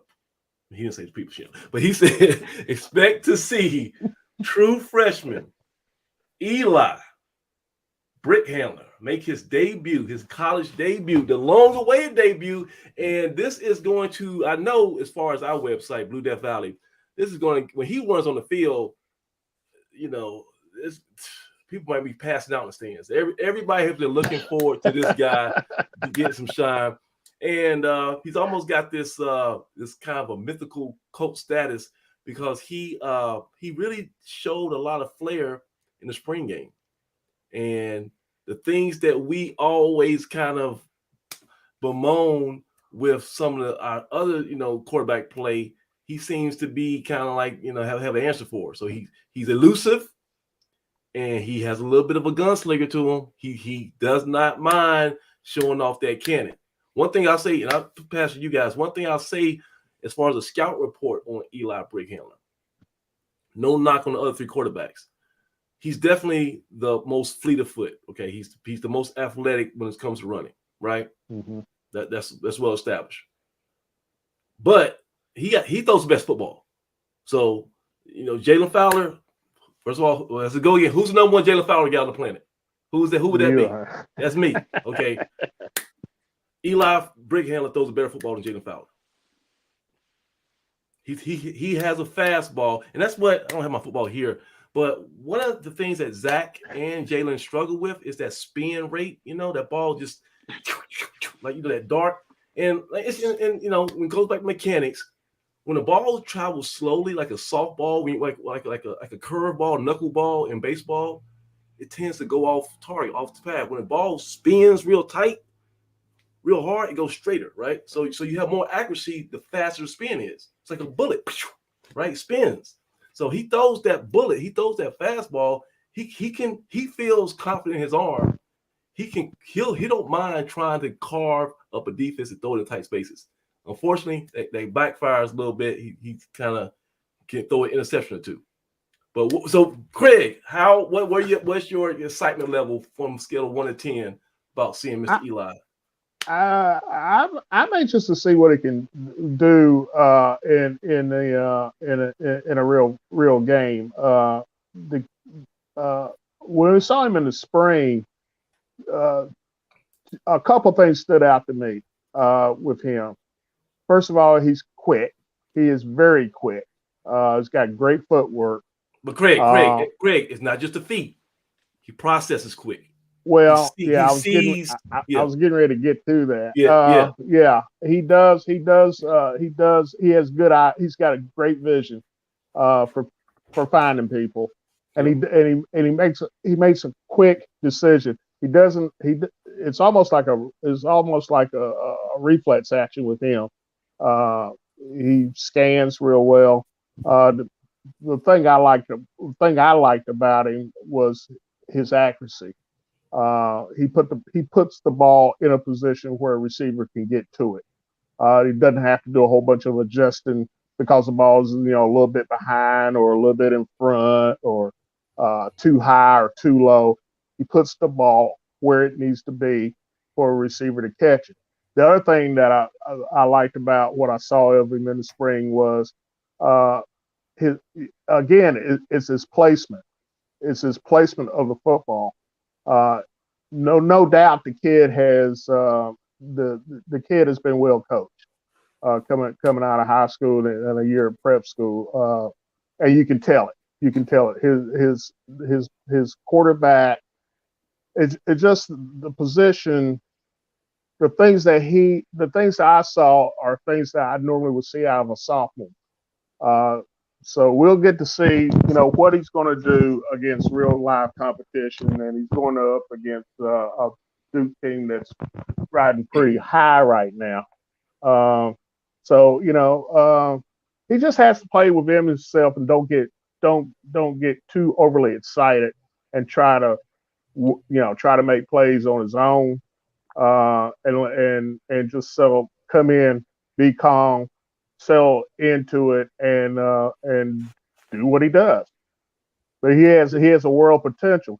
I think what's happening at A&T now, with that, especially on the offense, I think you're seeing the shift now to the younger quarterbacks, and I think that's the way it's probably going to go the rest of the season, barring some sort of injury. I think you're going to see Yeager and Brick Handler and perhaps Hooker a little bit later on. Allen's baby boy Hooker. And baby Hook. Allen's baby boy. That's my guy, man. I suspect that we'll see more of them as the season goes on with those three quarterbacks. Doug, so give me your thoughts, man, because you've been, like you're saying, you haven't been shy about your excitement about this. To open up the book of Eli. The book of Eli. I knew that was coming. I knew it was coming. AKA Blanco Cinco, right? Man, my man. Blanco Cinco. Hey, no, seriously, on a serious note, man, I'm excited anytime our young guy gets a chance to get on the field. And, let's still wait to see. We'll wait to see if, we're going to make his debut when coach will roll him out there. But I'm excited that, I know why he's here. And he's a young man I've gotten a chance to get to know a little bit. And that whole quarterback room, they're a fun group, man. And cool all those guys, can man. play. Fantastic. So they root for each other. Yeah, they root for each other, man. So I hope to see all those guys get some snaps. Over these first couple of games, and it's lining up like it's beginning to look like all those guys will get a chance to take some snaps. But I think the lights will be just bright enough for Mr. Brick Handler when he gets a chance to get out there, and hopefully things go well for him, and he's able to get out there and show what he can do. But I know the moment's not too big for him. I know that he's a guy that he only knows one speed that I know of, and looking back at his tape, he's a guy that's going to dive in the end zone or jump over a pile, and he plays balls to the wall, as they used to say. He might be a guy that you got to protect from himself. So So let me bring this picture up. Strategic move. So now kind of roll him out. Somebody on the board was like, he's so slight of frame that you can't really run him, but he don't look too skinny. Like I'm skinny. He don't look too skinny. He look like he got some legs. He's bigger than what he's a lot. He's bigger. He's bigger than what he looks like. If you see him in person, he can take it. He can take it. Who's the best dressed out of these guys? Because what kind of shirt does Hooker got on?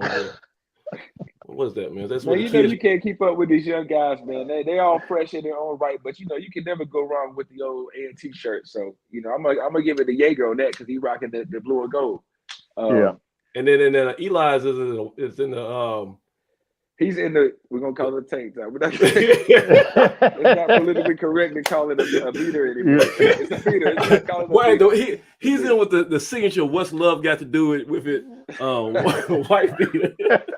The Ike Turner collection. Ike Turner collection. That's my guy, man. You're crazy. No, but he's a fun kid, man. Yeah. I think you're gonna see some of his personality shine through on the field. So as the Brick Handler said, I think you guys are in for a show on Saturday. Per the Brick Handler family.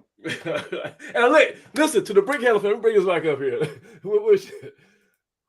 Brick Handler family. Okay, I'm gonna tell you something. It's good, right? But A&T fan base, they gonna turn on your behind so quick. Watch out. Don't say that. No. Because listen. I just want you to be. Hey, I want you to be here for the long haul. Okay? Oh God. We want you just to brace yourself for the long haul. It's gonna be a fun ride. We're gonna have some peaks and we're gonna have some valleys. Everybody knows what we're in store for. Yeah. Anybody knows what we're in store for. Don't you think it would be the young man's family? Like I'm with you. KNC Brick Handler. It's all love. Believer as well. Love. Believer.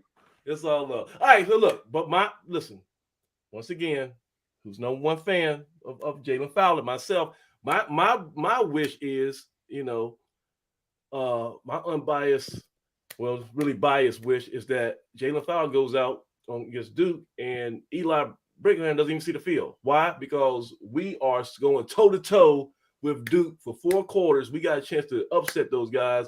And coach is like, Eli, just hold on. We're going to try to get your game, but Fowler's cooking too much right now. We've got to go. So Fowler's going to get the start. Listen to me. Hey, and let's not forget. Hold on. Before you go, let's not forget Mr. Fowler was unable to participate last year. That was my point. I'm sorry, man. Let me not speak. Listen, this was something he had circled on his calendar. He is a graduate. This is last year playing college football. He got robbed of an opportunity last year to get on that big stage and have his resume highlight tape. You know, he hasn't thrown the towel on playing on Sundays. He feels like he's still his story has not been written. He's going to get a chance to start, you know, full 180. He's going to come back to the place where he missed out last year. He's going to get a chance to start. And I know one thing about football coaches. If it ain't broke, you ain't going to try to fix it. So if we go out there on that first drive and score a touchdown, we ain't putting in Eli Brickhamler just because he's up. We're going to keep that. Well, listen, we did it last week. We went down there and got points the first drive. The second drive. We got point on the first drive, and we came in with Fowler on the second drive. Did they flip flop on the second one or the third one? I thought it was the second drive. Second drive. Yeah. See, I was surprised. I was one of the guys that said, "Hey, I don't mind a switch. I just like to let the quarterback get more than one drive." Now, Coach did mention that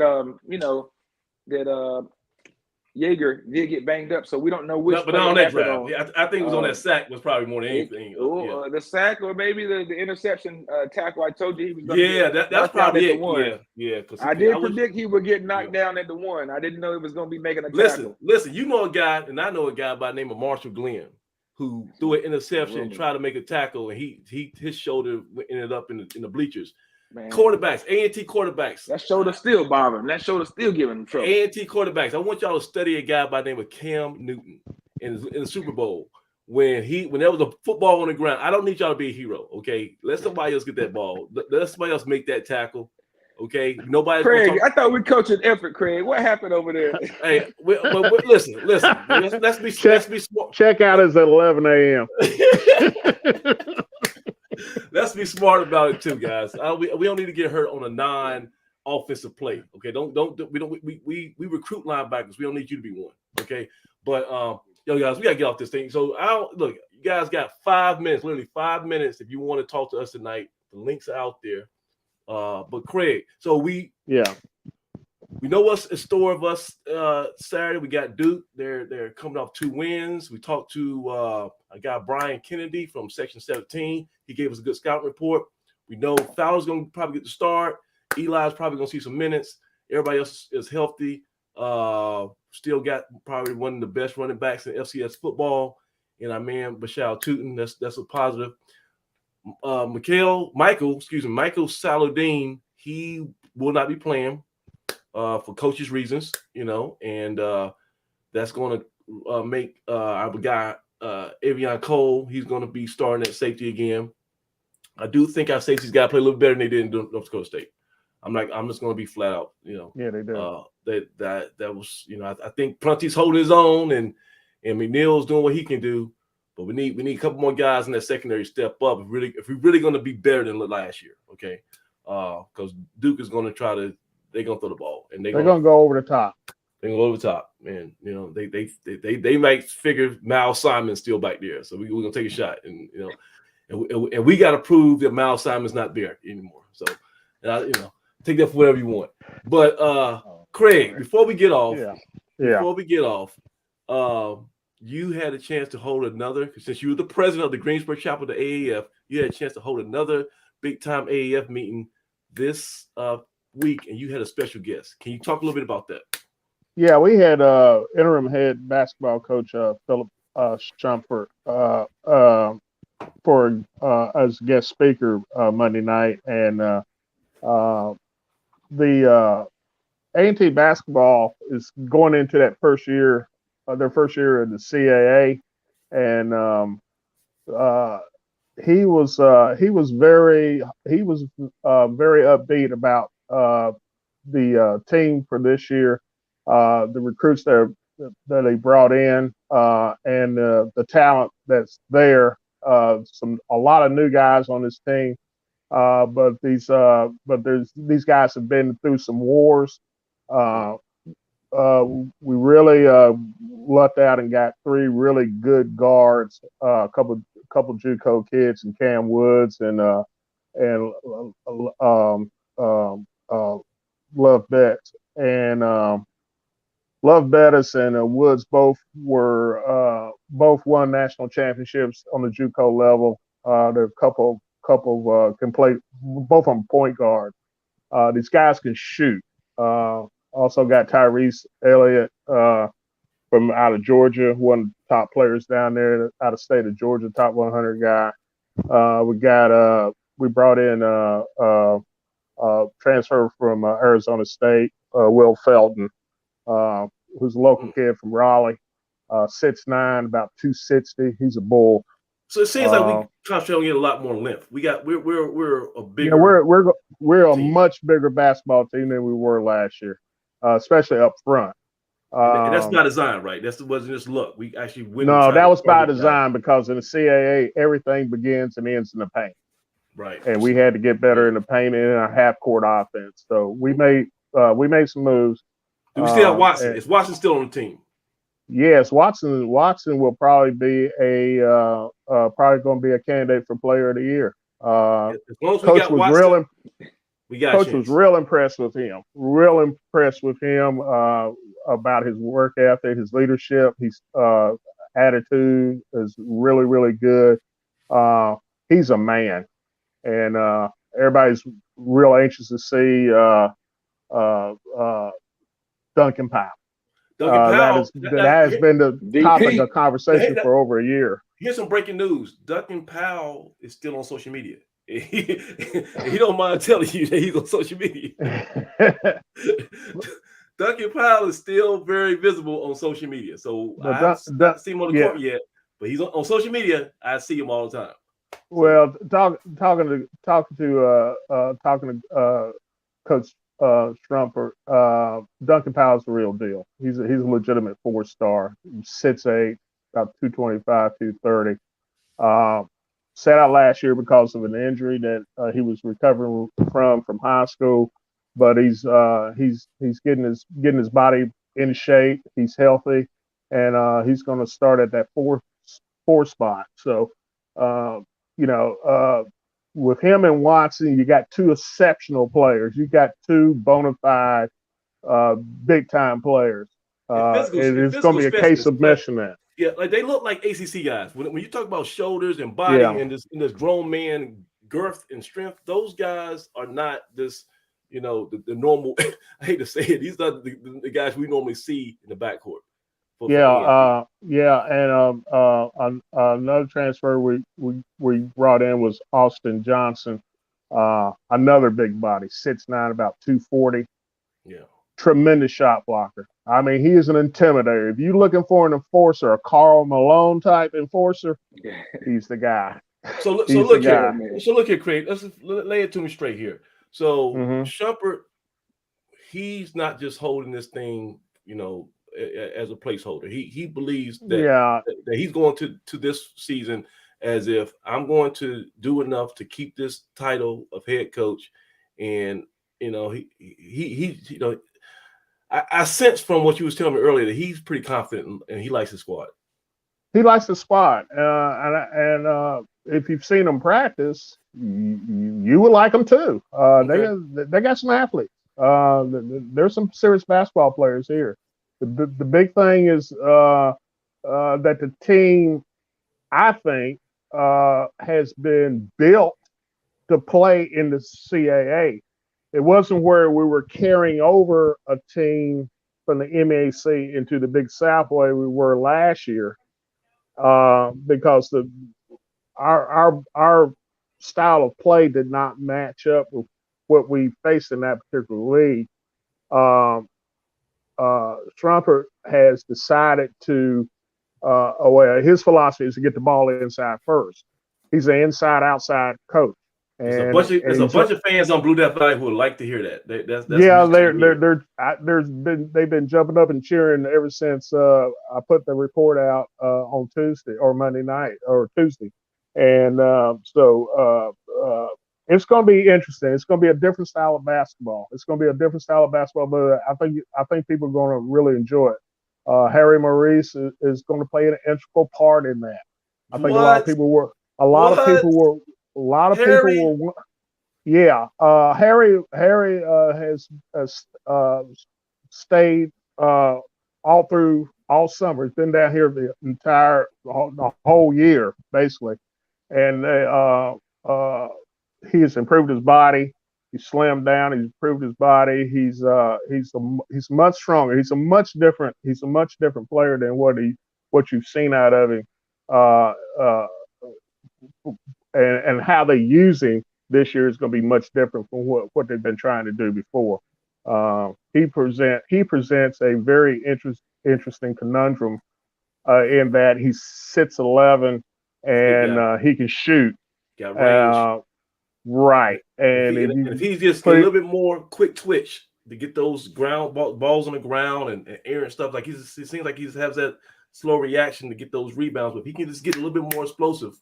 Well, there were some games last year where Harry was leading scorer and shot, had one game, what was he had 16 points and 7 or 8 blocks. So, it's not that Harry couldn't play. I think Harry wasn't used properly. Right. And that is obviously has changed with the change in philosophy. Gotcha. So we're going to be a pretty big basketball team up front. All right, so that's that was a report that Craig delivered to our private forum on BlueDeathValley.com, but also to if you were an AAF member, Coach Shumpert stopped by this week and gave a lot of insight on where the program's going and direction, and that's pretty cool. That's why you got to join the AAF, guys. If you want to be an insider, go ahead and become a member. Reach out to Craig; he'll show you how to sign up real quick, and there's probably a bunch of stuff on the A&T website, Blue Death Valley, where you can click a link or something. But before we go, we got one more guest. Friend Dave. What's up, man? What's going on, bro? How you doing? Busy. Doing all right, man. Look, we can't be here too long because it's almost 2 hours. I'm not gonna stay long, man. No. But I want to give you a hard time about your Panthers, but then my Cowboys, our season's already over. We on the way. Your season's not over, bro. They out here acting like Dak's gonna be back by the end of the month. When you say they, you talking about Jared, the owner, the guy that owns the place. He owns the joint. And so that means that gives me no confidence whatsoever. When they didn't hire him, but if Will they didn't hire that man either. Listen, if Will McClay, like the dude who's actually the brains behind those guys, he's the de facto general manager. If Will McClay said that he was coming back, but Jerry's just talking. He's a carnival barker. If they haven't IR'd him, he's probably going to come back in less than 4 weeks. Yeah. And listen, we'll talk about the Panthers later. Let's talk about A&T football, man. How you feeling about everything that's going on right now? I'm afraid. You're afraid? I'm curious to see if we're going to actually play Eli a decent amount of time in this game against Duke. Okay, so this is my thing. When you say a decent amount of time, what was your expectation level? Like how many snaps would you want him to have? Duke's 2-0, bro. So if the game gets out of hand, it'll probably be a half. I hope it could likely be a half. If the game gets out of hand. My wife walked in. She came from the beauty salon. She wanted to show me her hair. So she don't want to get on camera. So look, you're saying I can relate, bro. Like my door's like right here. So my wife at some point is gonna come home from work and she's gonna look and wonder like, why am I live? Right. Yeah. But check. So you want him to have a whole half?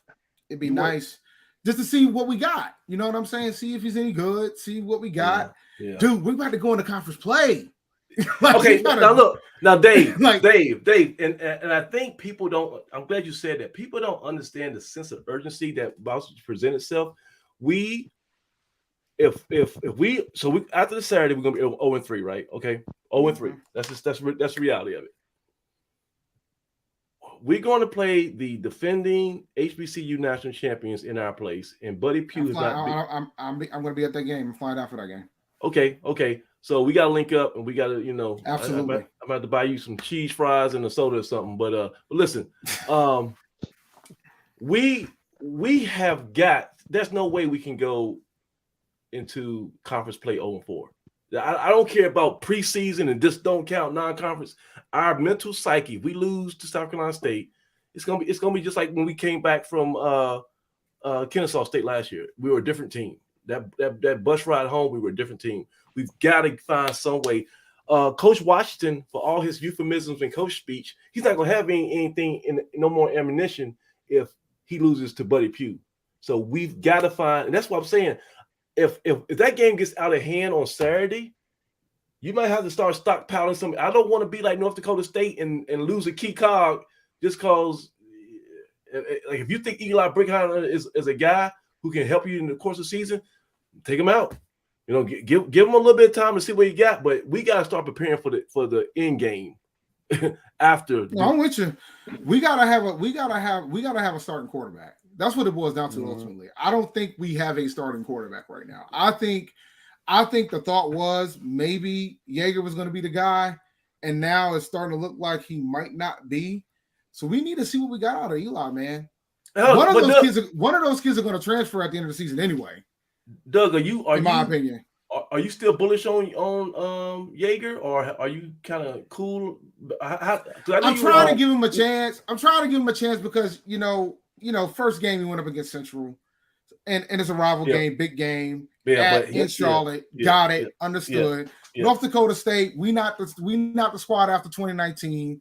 The motorboat had a high level of potential, and we saw it really fast. Unfortunately, that happened. Got it.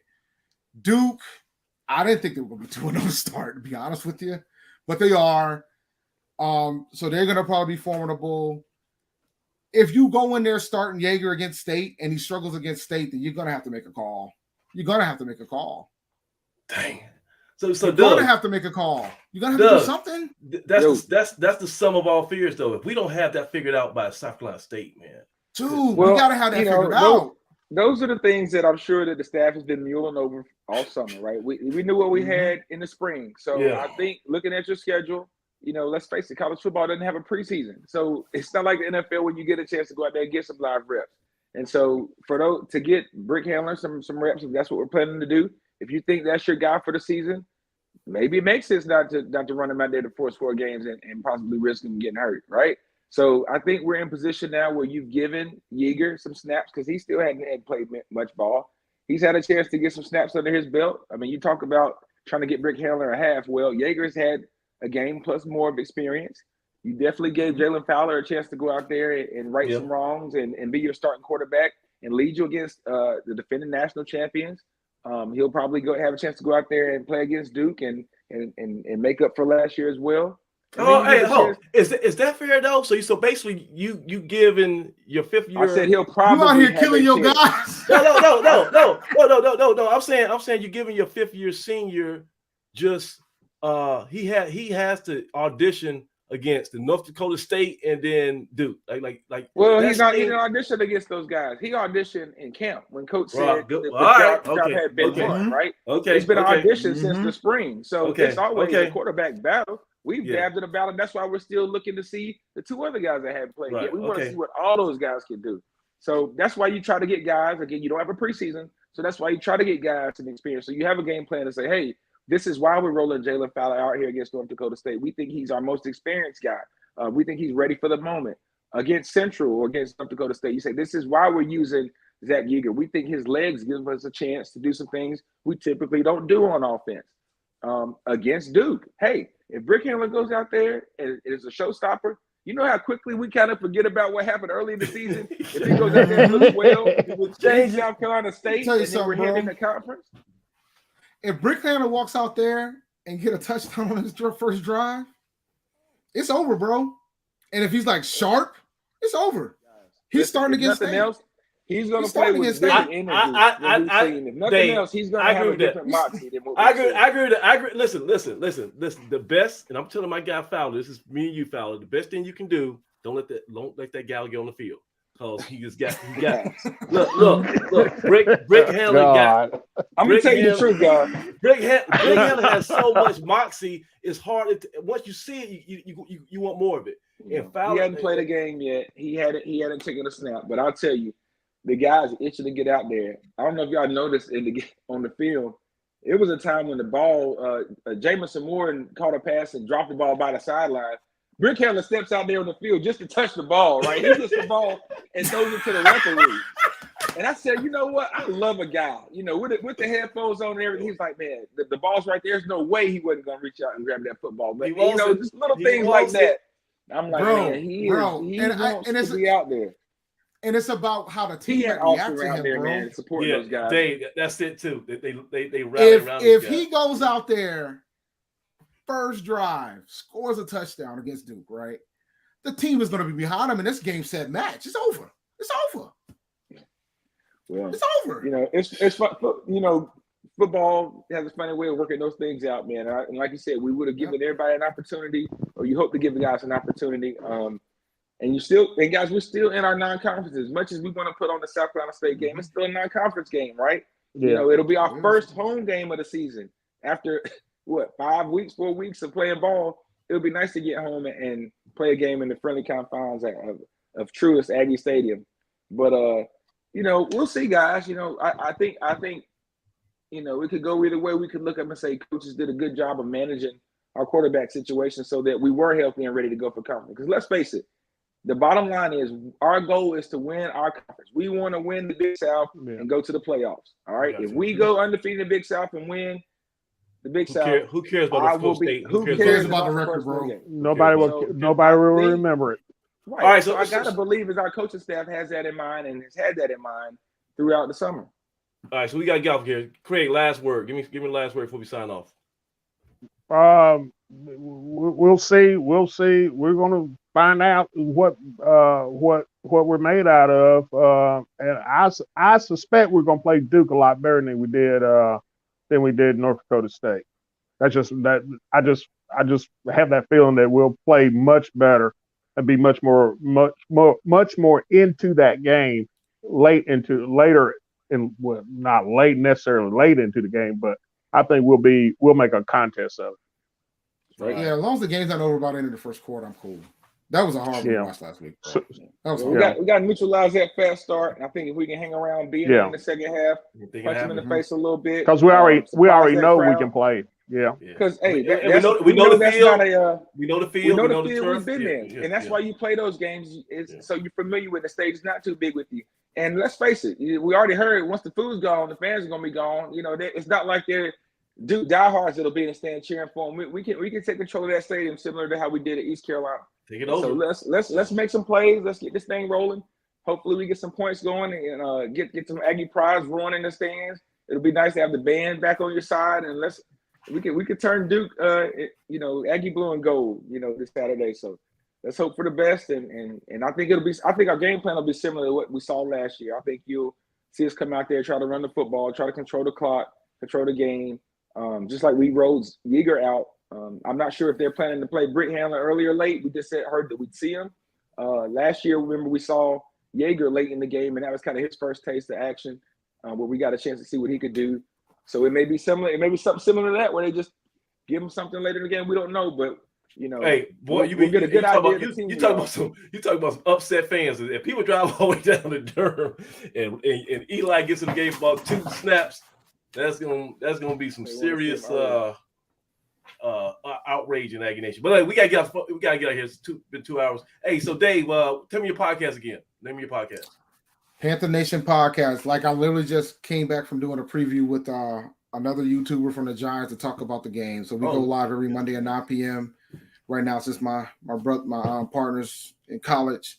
So check out Panther Nation Podcast. Just search it on YouTube. You'll see us. We're the largest independent Panther YouTube team that covers the Panthers. So. Okay, gotcha. We'll do that. So Doug, for the rest of us, for Doug Brown and the President Craig Turner, I am Samaj Marsh. This has been a long episode of so I changed the thing. It used to be Inside the Valley. Man, look at it. Fix my stuff. There you go. We're not quite efficient. That was pretty efficient, I will say. That was pretty efficient. Because every dancer can't change nothing like that on my end. Click on the draw. Hey, so look, this has been an extra special episode of Inside the Valley. Thanks again to Mr. Brian Kennedy from Section 17 Podcast, Duke Football Talk. So we for all the guys, we will some of y'all will see in Durham, and we're definitely gonna have a big show next week talking about South Carolina State. We might, even after the South Carolina State game, we're probably going to have to do another Blue Death After Dark. Like there's a whole show call-ins, maybe that Sunday, because people are going to talk about win, lose, or draw. People are going to have something to say about that South Carolina State matchup. But until then, I'm Samaj Marsh. This is Inside the Valley. See you next week. Aggie Pride. Aggie Pride.